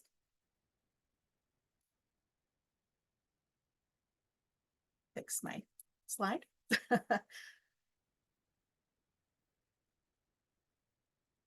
Yeah. Okay. So in the PowerPoint, I have links to color contrast checkers. So the one that I demonstrated is the first one by the Baselio Group. They actually have an office in Toronto, and they do like some accessibility events if you ever want to go. And then the second one is a color contrast checker by an organization called Webbing. Fantastic resource, actually. They're a nonprofit that do lots of training and things like that in accessibility, or they have a fantastic website as a resource, information resource as well. And they have their own color contrast checker. This one doesn't float though. This one, you have to go to their site and input the hex values, okay? Which is why I favor the first one. But it's a great one too if you are having issues with the first one for some reason. Okay, the next thing I want to talk about is hyperlinks. So on the screen, I currently have 3 examples of hyperlinks. The first 2 are not accessible. The third one is accessible. So the first one, oh, forgot a word. Please visit our website to learn more about our staff, dash, and then the website link, the URL, the full URL. That is not accessible. The second one, click here, and you see this all the time. Click here for more information about Public Inc. staff. Not accessible. What is accessible? Learn more about link Public Inc.'s staff and how we can help you. That is accessible. So I'm going to show you a very short video, but really hits home why the first 2 are not accessible, and then I'll talk a little bit more about it.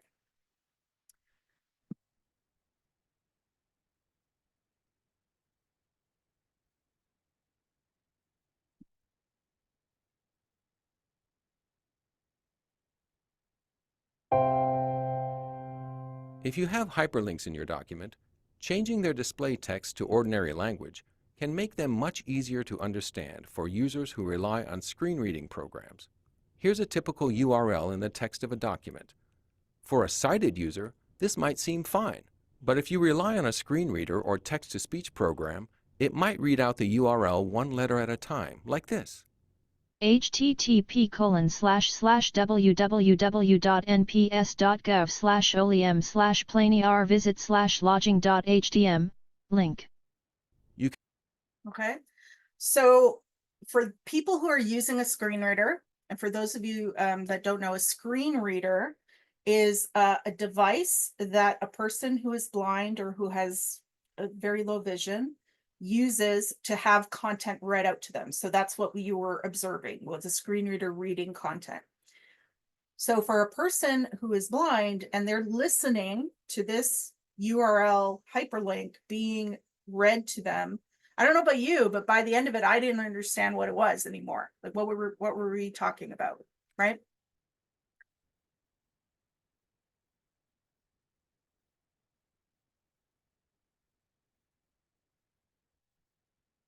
I'm having troubles with my mouse. Sorry, are other people seeing or hearing things? Oh, I'm sorry. Did you not hear? I didn't. Did anyone else? Oh, I could hear it, no problem. Okay, it I might can have hear been it, I can hear. my daughter came in and distracted me, so it might have been like the 2 secs I muted, so maybe that's okay, sorry. did anyone else have issues? No? Okay. Okay.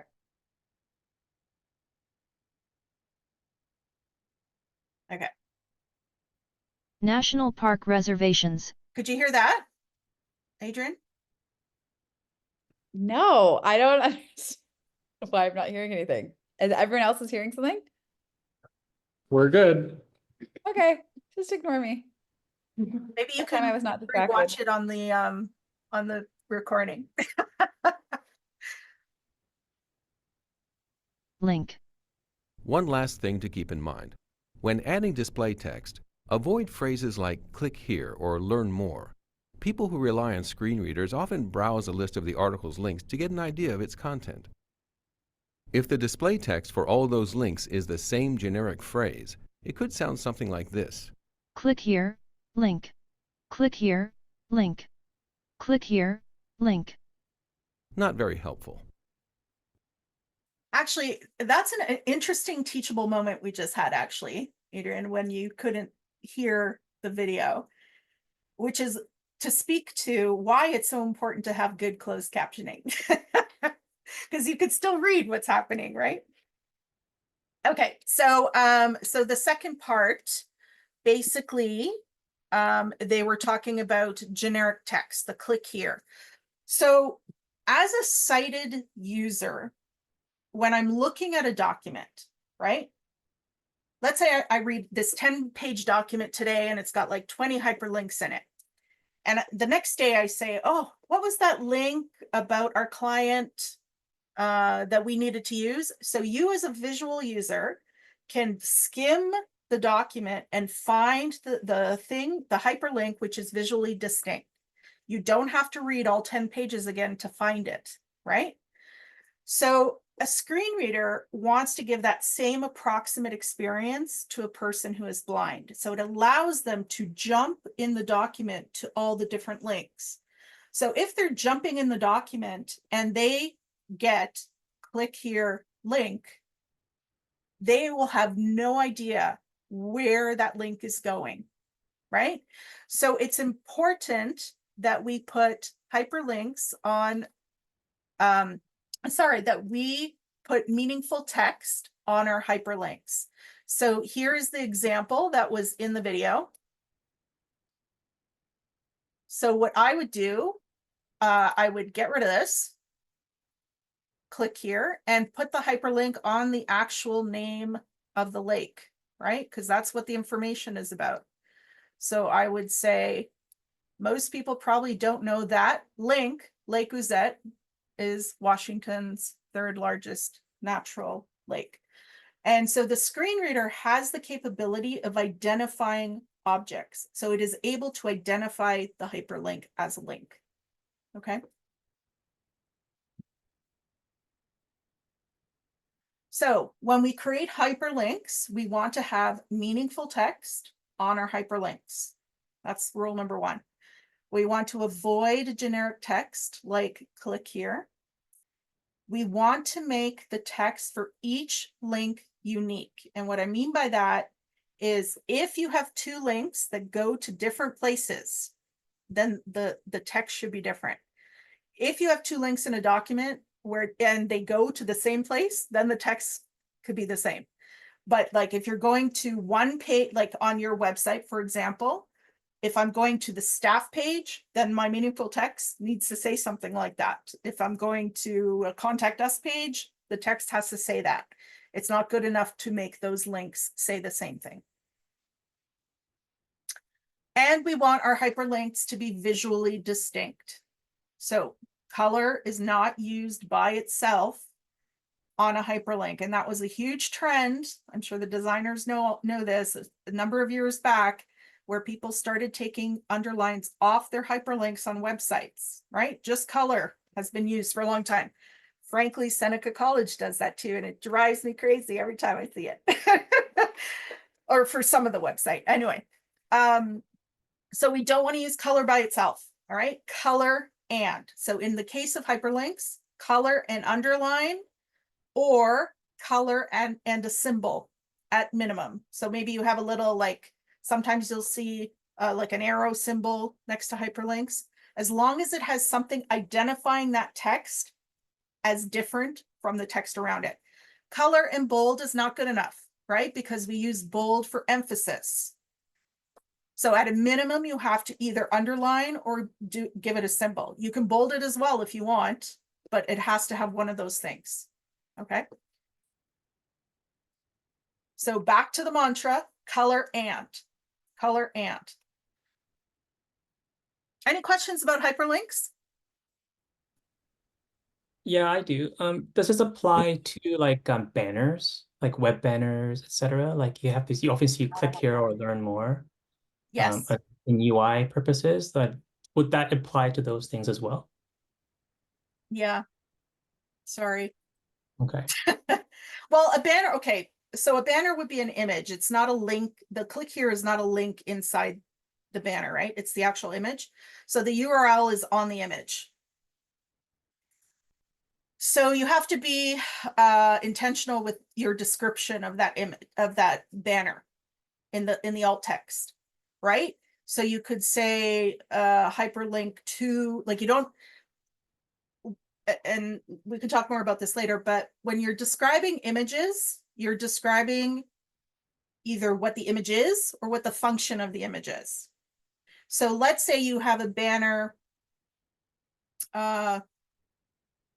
to a lecture event, right? And in the banner, you have like lots of people sitting in an auditorium looking at a speaker. You don't have to describe it as lots of people sitting in an auditorium looking at a speaker. It would be good enough to say link to whatever event, because that's more important to understand what the function of the image is than what's happening in the image. Does that make sense? Yeah. So if it's just, I still personally wouldn't do it, but I think in terms of like what we're talking about, putting click here on the image itself, the text on the image would probably be fine, as long as that alt text description is sufficient. Okay, great. Thank you. You're welcome. Any other questions about hyperlinks? Okay. Next question, next thing we're going to talk about is images. So we kind of segued into that. So for images, we need to add what's called alt text, alternative text. Alt text is short for alternative text, or a long description. And I'll talk a little bit more about both of them. So any non-text content requires a text alternative. So I'm going to get you to go back to Menti, and I would like you to write some alt text for this image.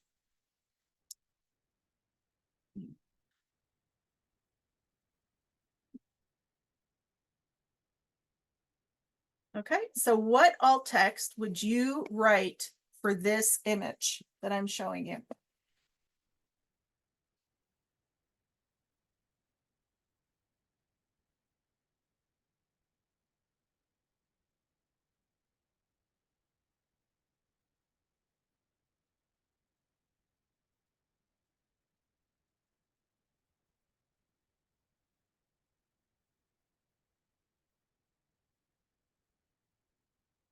Okay, so small dog in green field with yellow flowers. Small dog in a field of flowers.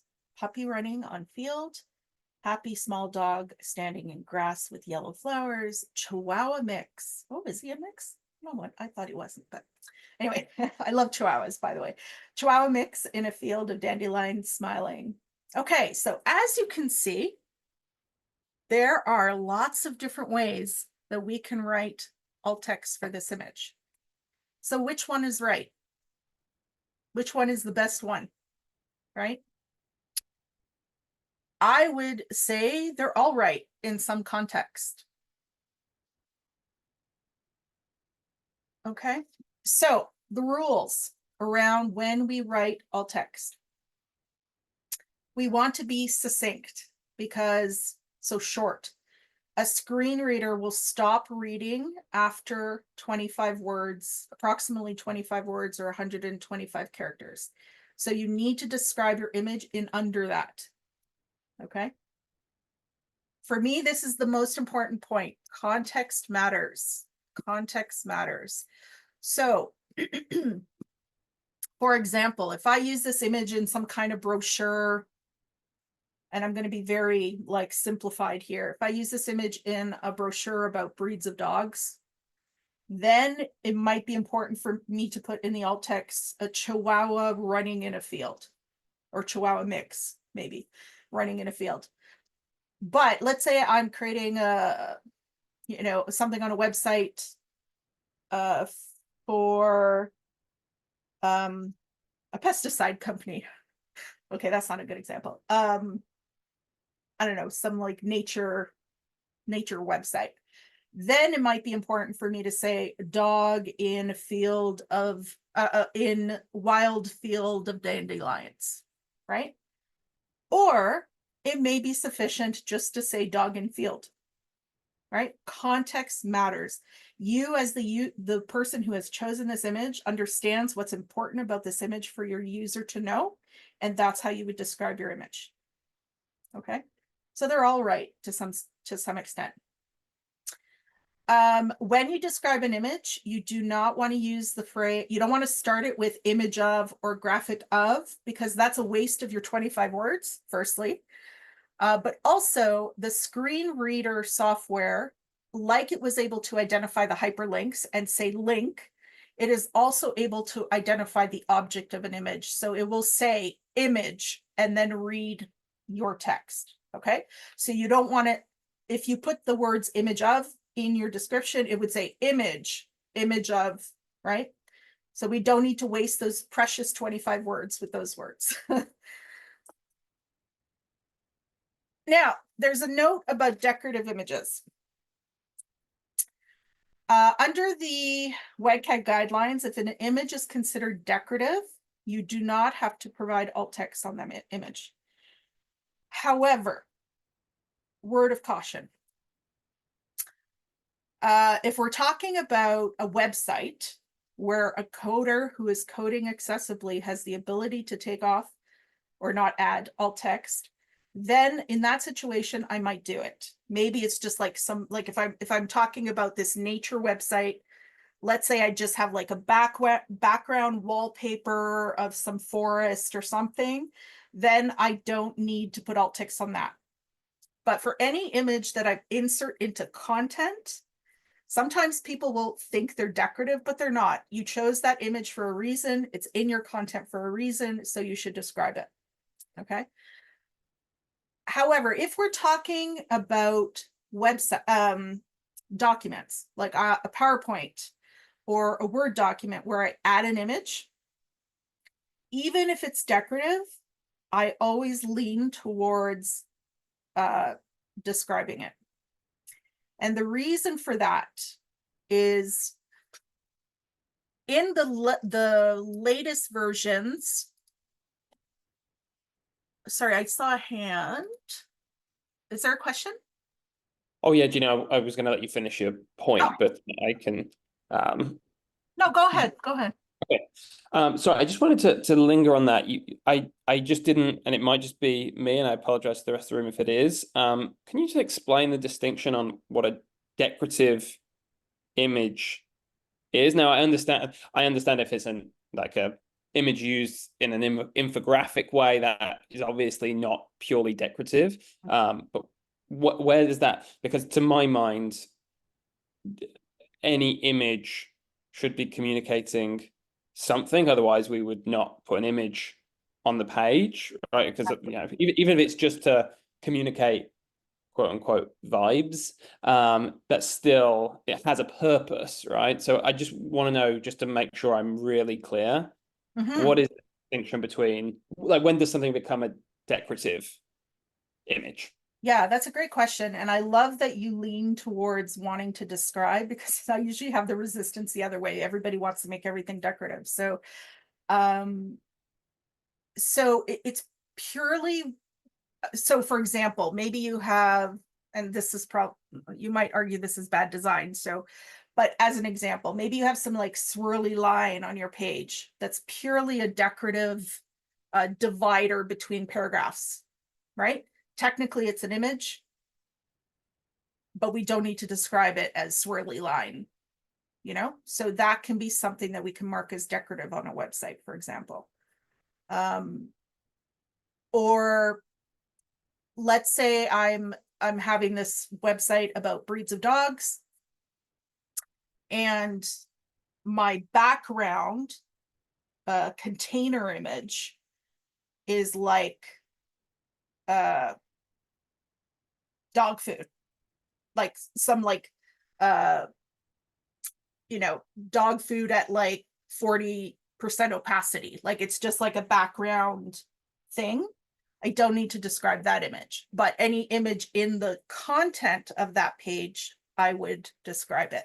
So Sorry, Gina, just for my clarity, because that makes a ton of sense if I'm understanding it right, is any image that impacts the comprehension, understanding of the text or the piece, the content, whatever it might be, that would be affected. Whereas, as you say, if it's a 40% opacity dog food bag in the background, which is only there just to, like, you know, make sure you're not just putting it on a white background, and therefore it's so that the understanding, the comprehension comes through as opposed to something else. Yeah, that's it exactly. Understanding the comprehension of something, where that image is telling you something, right?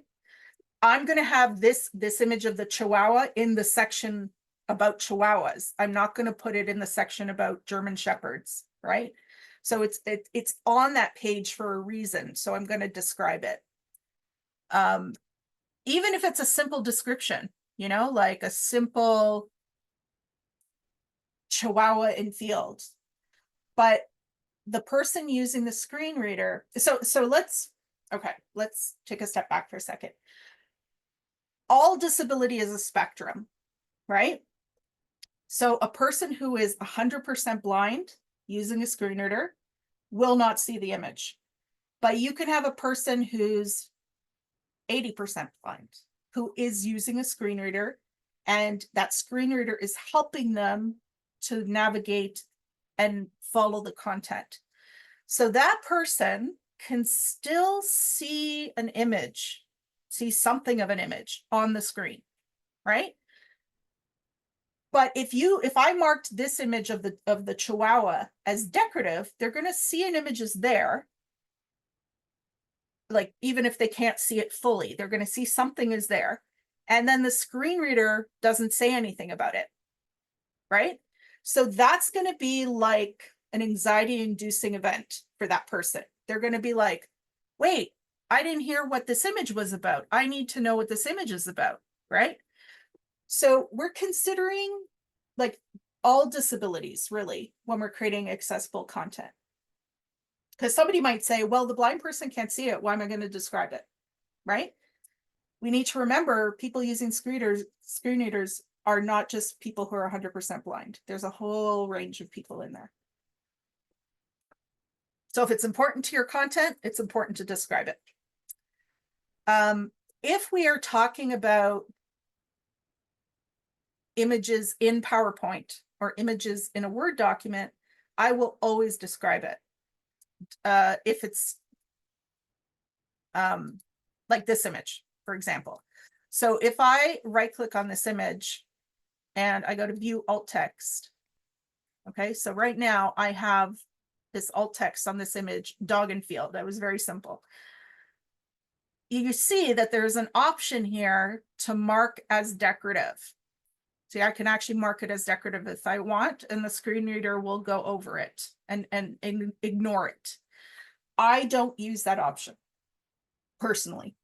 And the biggest reason I don't use that option is this option only exists in the latest version of Microsoft Office.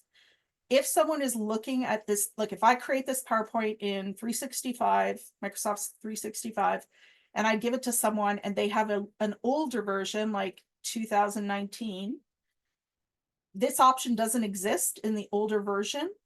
So therefore the screen reader will read it and it will say image and then nothing after that. Okay. So again, it's going to create that anxiety inducing event. So my rule of thumb, and this is not the WCAG rule of thumb, this is my rule of thumb. Any images that are in a presentation, I will describe them. Mostly, and I'm not going to get into it. That's a different session. But when we're talking about websites and an image is truly decorative, you could make that decorative.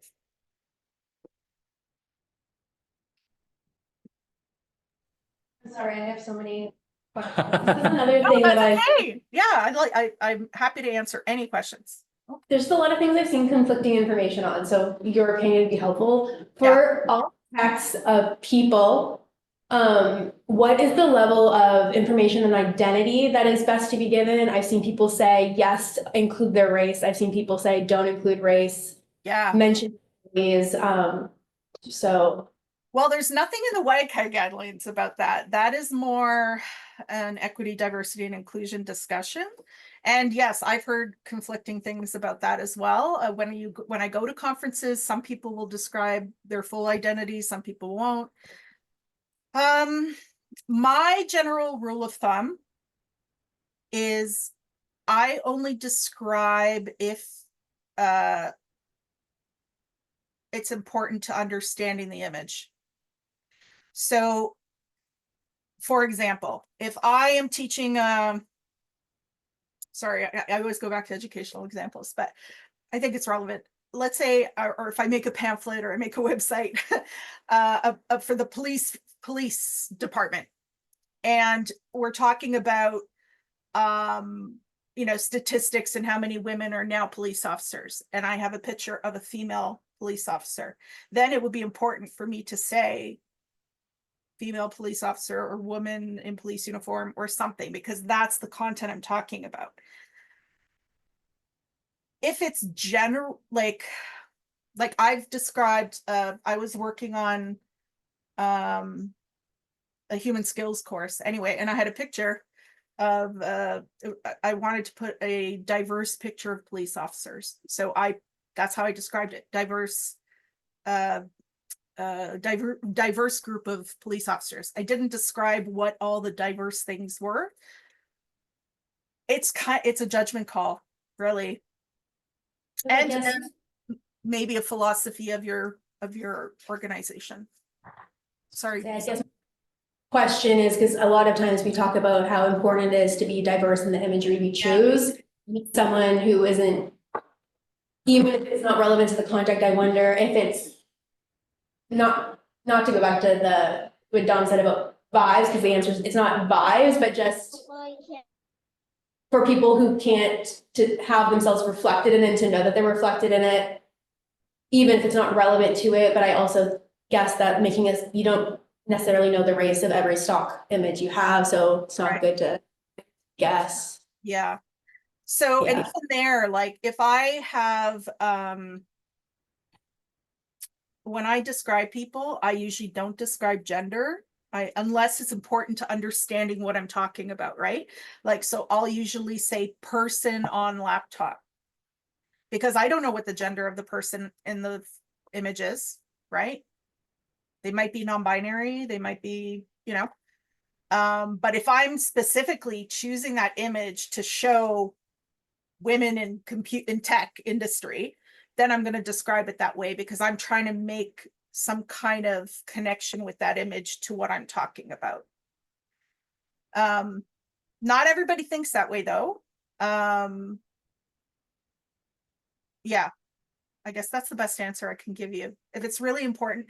But you could also, so the other side of the spectrum of that conversation is, if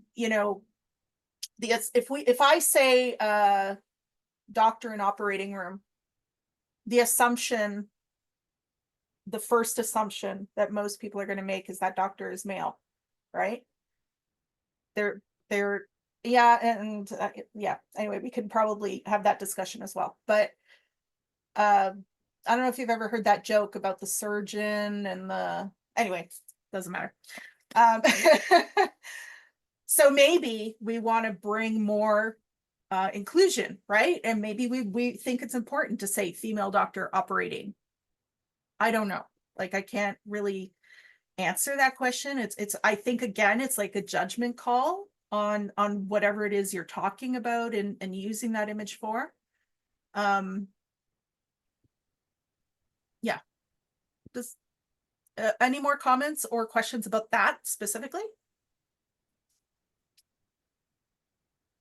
I don't have a question about that specifically, but if I've missed this, I apologize. I have two kids home sick, so they keep coming in. Can you talk to us about if there is any difference, and this is going to probably sound bad, but like if there's any difference between internal documents exclusively for our team, which of course we may have people on the team with accessibility issues that we're not aware of, but anyway, internal kind of presentations to clients where we feel like we know the clients, and public facing content.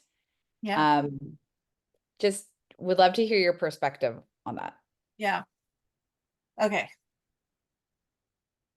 I would personally say no, there's no difference. But from a legal perspective, public facing, internet, they make a distinction between internet and intranet in the AODA. So depending if something is behind a login, technically the AODA does not apply. However, that's today. And I think that's going to change because there's actually discussion groups and like committees talking about that specifically. So I think it's going to change in the next 5 years, personally. That's my opinion. I don't know for sure. I am of the belief, if we're talking about equity, diversity, and inclusion, that people shouldn't have to disclose their disabilities to you in order to get access to content. And if they need to do that every time they need something, that puts them at a disadvantage, right? So the goal really with creating accessible content is to have to minimize how many times a person with a disability has to identify as having a disability, like color blindness, like low vision, like whatever it is, right? If we can just eliminate that, right? We take away the fence, take that fence away. We don't need to have that fence. Then I say we should do it, whether or not that is external or internal. And also, like, you never know what people are going through, right? You never know. So it's hard, especially if somebody's going through something, that they have to disclose that to people, right? In order to be able to participate in something. So yeah, I'm of the belief system. Like, I always make all my documents now accessible, because that even just if it's for me, because that's my habit now, you know? Yeah, I don't know if that fully answers, but.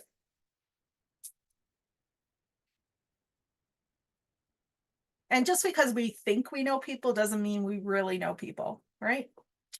So yeah, you don't know what people are going through. And like and there's also temporary disabilities, right? Like maybe someone is having vision loss because of some issue, or, you know, maybe I don't know, something happened that they have a temporary disability. And so if you've already created that stuff accessibly, they don't have to necessarily come to you and say, oh, I can't see that thing properly now, or whatever. It's already done.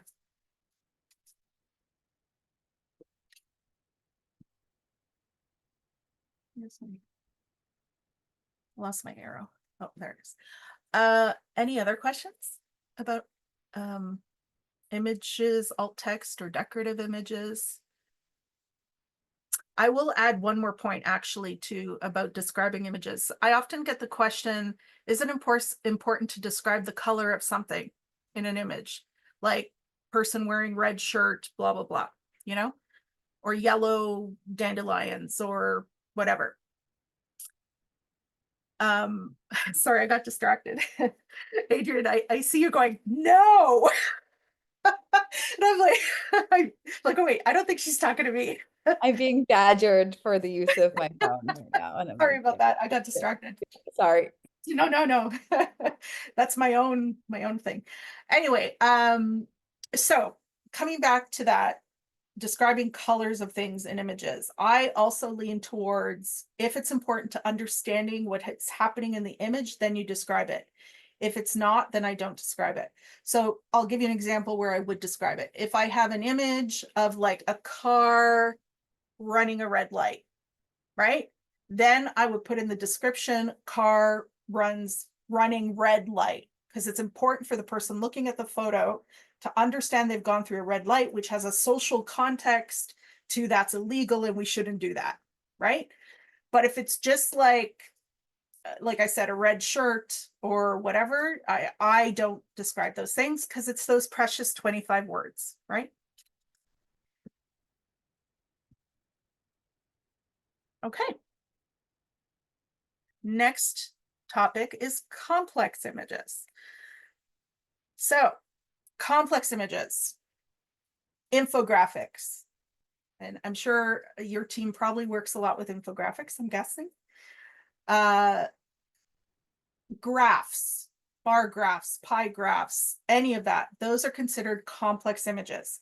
It would be very hard for me to describe these images in under 25 words, right? So for complex images, I need to provide what's called a long description for that image.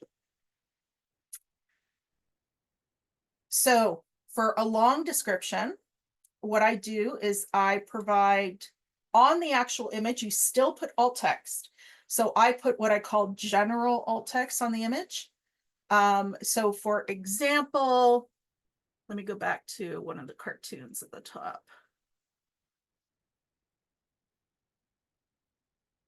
Actually, let's do this one. So this is a complex image, right? And I spelled identifying wrong in there. So for the alt text, so small, hold on. Okay, for the alt text, I wrote map identifying countries that implement WCAG guidelines. And then I put description follows on the next slide. So this is how I do PowerPoint presentations. The next slide, now that I'm sharing everything with you so you can see.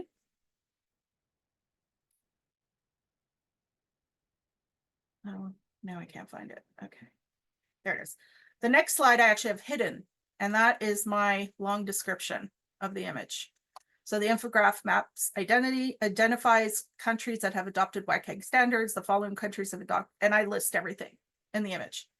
I do that with for example, this image, cartoon titled, oh, I'm doing bad with the spelling. Cartoon titled Clearing a Path for People with Special Needs, clears the path for everyone. Description follows on the next slide. And then the next slide, I describe the actual image. Okay. So for complex images, we need to describe them in a long description. Where are we? We do not want to use color as the only way of conveying information in our graphs, right? We want to use texture, line styles, labels, different shades of the same color. Now, that's what this graph is doing, different shades of the same color. I lean towards not using that option. If you do use this option, different shades of the same color, you have to have very few options, like 3 to 5 options. If you've got more than that, I wouldn't do that. I would, because then the color shades are too close to each other. So for example, I now have these 2 complex images on my screen, 2 graphs. The graph on the left is not accessible because color is the only way that I can identify the information in the graph.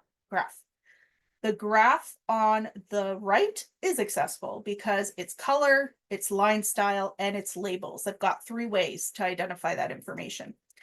So it goes back to our original, if we're thinking about color blindness, right? We ask ourselves, does it make sense in black and white, right? So if I give someone the graph on the left and I say, and I ask you, how many people used a Windows computer in 2000? You can't answer that question, right? Because you can't make the distinction between the lines. But if I give you the graph on the right, you can answer that question. Okay, so we go back to the mantra, color and in the case of graphs or complex images, color and line style, color and textures, color and labels, or all of them if you want. might be overkill, but. Okay, so I'm gonna get you to go back to Menti one more time. I think this is the last time. And I'm gonna have you tell me if the graphs you see are accessible. So this is the first one. I just want you to look at it for now, and then I'm going to move to the next slide where you actually answer. Is this graph accessible?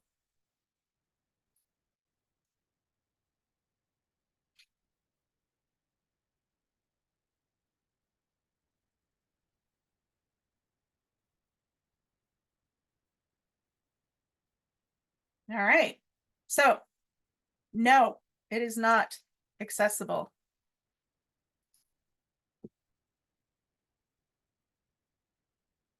How about this graph?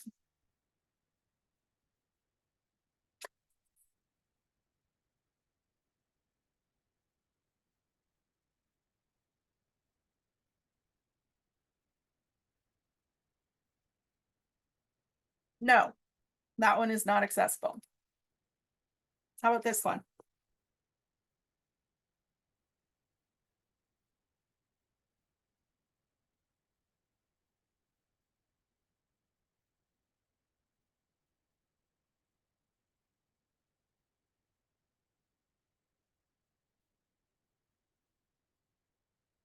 Okay, so the answer for this one is yes, it is accessible. And I'm going to explain all of them after. I think this is the last one. Is this accessible?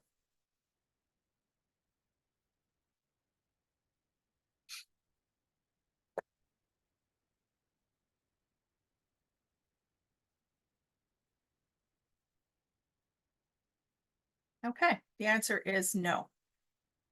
Yeah, that's the last one. Okay. Okay, so back to this one. It is not accessible. This is actually from the Environmental Protection Agency website. So this actually exists in the world as inaccessible on a government website. FYI. So how do we fix it? How do we make this accessible now?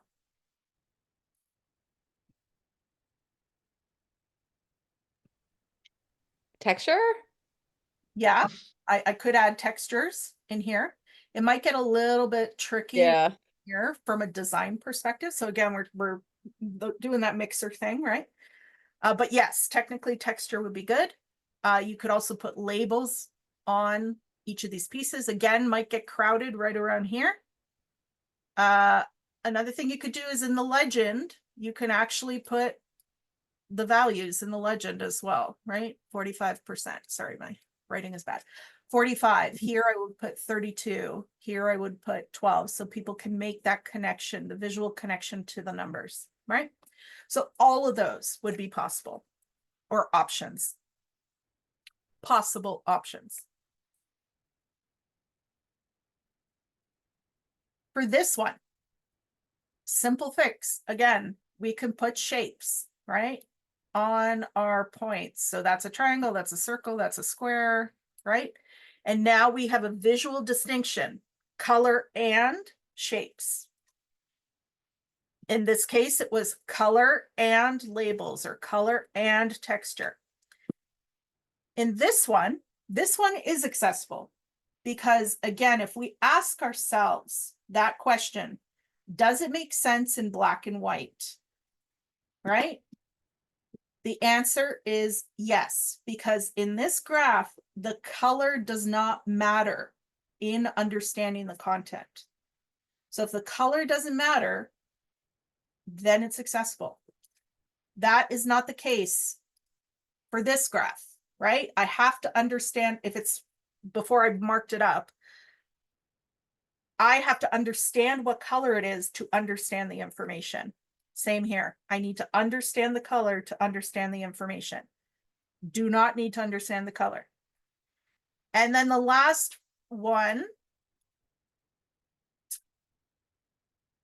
the lines are labeled, which is fantastic. However, I still have to understand the colors to understand the label. So if easy fix, if I move this next to the line and I move this next to the line, it's now accessible, right? Because I make that connection.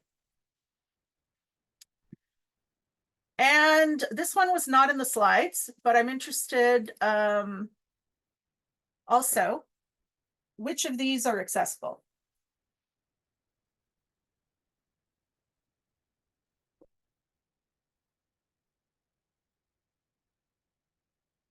So technically, option 1 and option 2 are accessible. Because we go back to that rule, doesn't make sense in black and white. Yes, yes, no. Now, from a design perspective, would I design them this way? No, I would never do that as a graphic designer, and designers, they look awful, right? But technically they are accessible. So again, mixer, right? Like, what am I doing? This third one becomes accessible if I label it or change the textures, right? Okay, we are at the end of all the things I wanted to talk about, but I do have 2 bonus things I just want to mention. These are bonus ones, so that I didn't have on my original outline. When we're talking about seizure disorders, this is a 2.0 level A guideline. So anything on web pages, you have to make sure it does not flash more than 3 times in 1 second. That is a WCAG guideline, okay? And this one I'm going to bring up because I saw it on your website. And Adrian, we already had a conversation about it. For anything that is moving on a website, so it starts automatically, lasts more than 5 seconds, and is presented in parallel with other content, the user has to have the ability to stop it, pause and stop it, or hide it, says. They have to have the option to stop it. That is also a 2.0 guideline. So I wanted to mention that.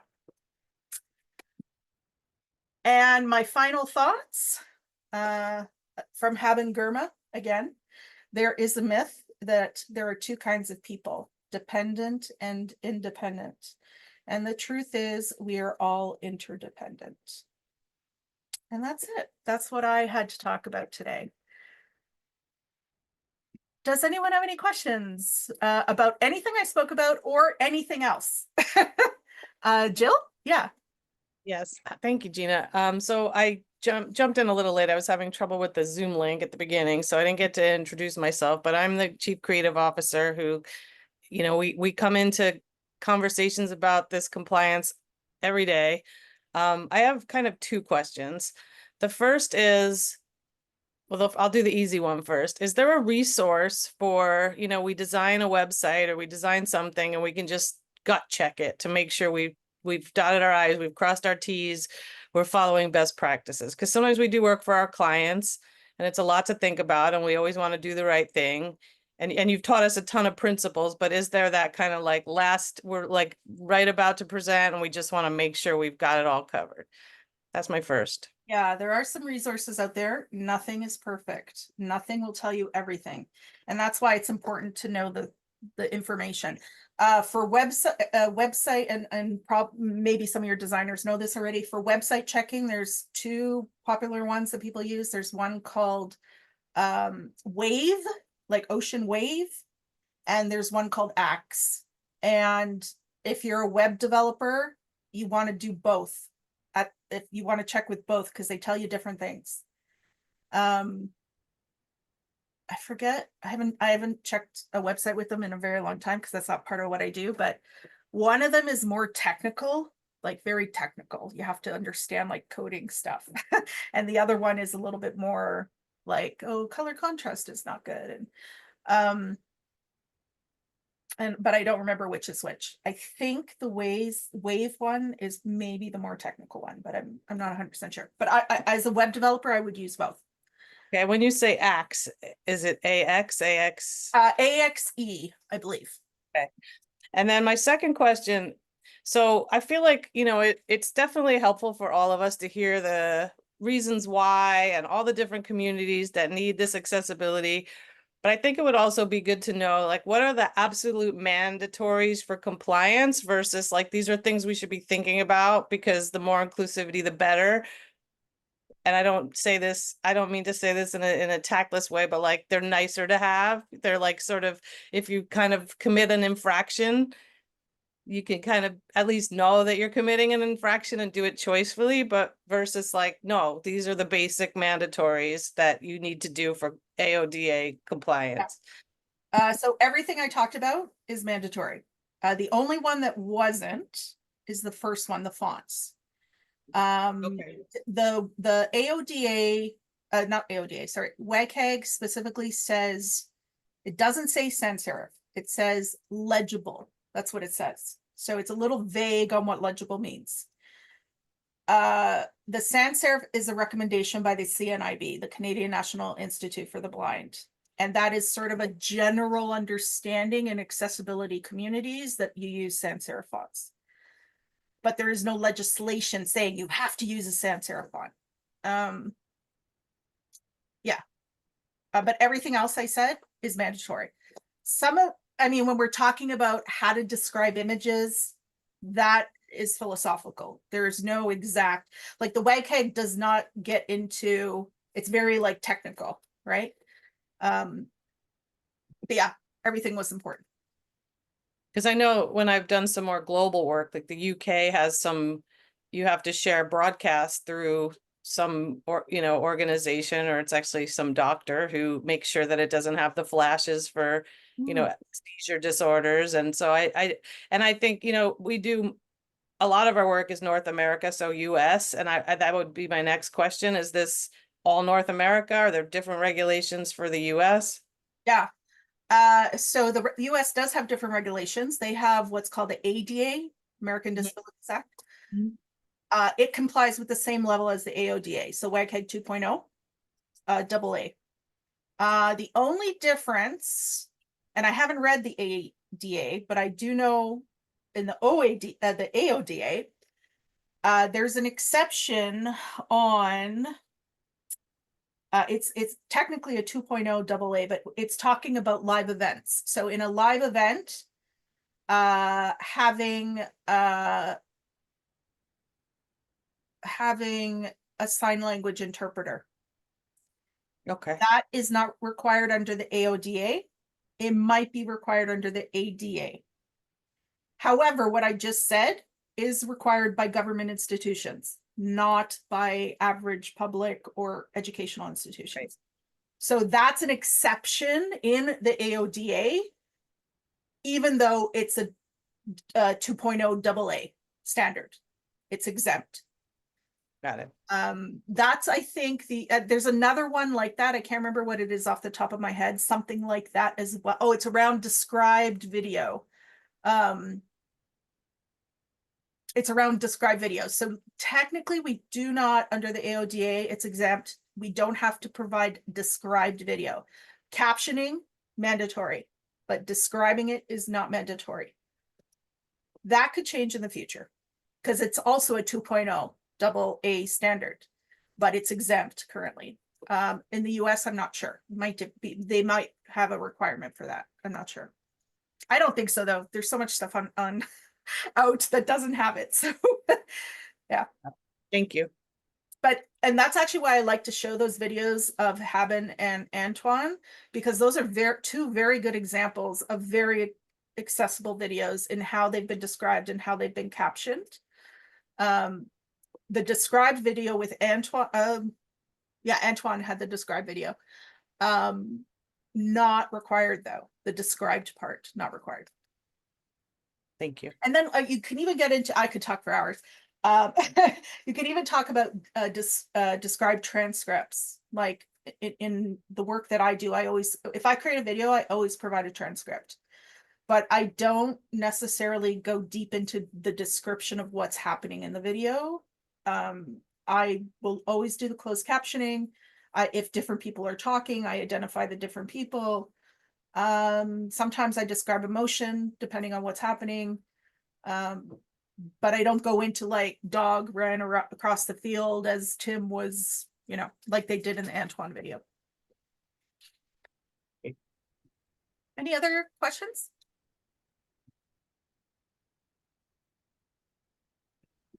Thanks, Gina. Definitely if other people have questions, please ask them. But, and just if, in case anyone missed, Gina is providing this deck, which has a lot of these key links. So that will come, because I'm sure we will be nothing without those links and this deck. I think it's a lot. I mean, I think there's some great principles that I think we are latching onto with the specifics of like how to check the color contrast. I think we will need those ratios, etc. And one of the links I have in the resources section, I have a resources section in the deck, is a link to the WCAG. It's called a quick reference guide. Not very quick, but it's a somewhat more condensed version of the whole thing. That I use that all the time, because that's a really, it's dry. It's like a boring website, but it's a really important one in my opinion. So does anyone know if there's like an AI sort of screening yet, where you can just say, hey, point out everything about this website or whatever that's not AODA compliant, and then you just kind of... I don't think so, but that would be a fantastic direction. Dream big, Adrian. Dream big. I love it. Well, the text there. Yeah, do everything else. You think that would be like a really... Well, I think, you know, all the Microsoft programs must use some AI, right, in their checkers, because they all have accessibility checkers. PowerPoint, Word, Excel, as well as Acrobat Pro has. They do? And they point out already accessibility issues? Yeah. They don't find everything. That's why it's important to know what to do. They're not perfect, right? Robots are not perfect yet. Yeah. Anyway. But yes, they have accessibility checkers, and it's a tool that you can use to help check your documents. Oh, great. I didn't know that. All right. Does anyone have any last questions for Gina? Well, Gina, thank you so much. I feel like I've learned a lot in this time, and you miraculously made it feel fairly short, because 3 hours felt like it was going to be very long, but it was very entertaining and informational. So thank you. Yeah, thank you. And thank you everyone for coming. That was great. Thank you so much. Thank you. So Adrian, I'll send you an email probably on the weekend with the video link, the slides, and I will see if I can find an answer to your question about length of time on video screens of text. Yeah, that would be great, because it's something we're literally in the process of making a video right now on the issue of food insecurity for one of our clients, and it's like there's so many different things where I'm like, is this compliant? You know, whether it's like the color of the font we're choosing for the text on the video and the amount of time it stays on, because especially, I mean, if the rule, not even I mean, definitely for accessibility, but even just wondering best practice. I don't know how our team is making the decision. Maybe it's just like they've already got a sense of best practice, but I'm just curious because, yeah, like everyone's a different, it's at a different rate, but I've never sat down to think what is the adequate amount of time you give so that you're getting kind of people who might read more slowly. I tend to be a slower reader, so I like when there's extra time. I don't know from a design perspective if there's some standards or good practice. I will definitely look if there's an accessibility standard for it. Yeah, I'll let you know if I come across anything. Well, thank you. Yeah, and thanks for today. I think it was a really great start. I think there's some good key principles that, and it's funny because you were meeting with a team where 2/3 have nothing to do with actually design in their job. But the more we all heard this, we can just be that like last layer, that filter, like, hey, is it? Because I think we're not even armed with the questions to ask. And so I think it's like we have to all be a team in trying to support this. It not just falls on the shoulders of the designers. Yeah. And we didn't talk specifically about Word or about but like everybody's creating Word documents, right? Oh yeah, totally. Everyone's Everybody's creating. writing Our emails. team is also, everyone's doing PowerPoint. Yeah. Lots of Excel going on, not from me, but everyone else loves it. So all this applies in those documents, right? Yeah. It's not just about design and web design. That those are specific applications. Like everything is a specific application, but it's really about communication and information. How do we communicate information? Yeah. And so it's relevant to everybody. It's not just For relevant. sure. For sure. Okay, well, thanks so much. Enjoy the rest of your day. Alright, And you too. really look forward to the materials because I think they'll just really, just the feeling when a charity client's like, I don't think these are AODA compliant. I'm just like, yeah, the worst thing you can say to me. I'm like, if we're not doing that, then who is? Because we're like, we've set ourselves up to, we do those types of things. We do try to include everyone. So yeah, very excited to implement immediately. Awesome. I'm glad to hear that. Okay, thank you so much. All right, Take care. Bye.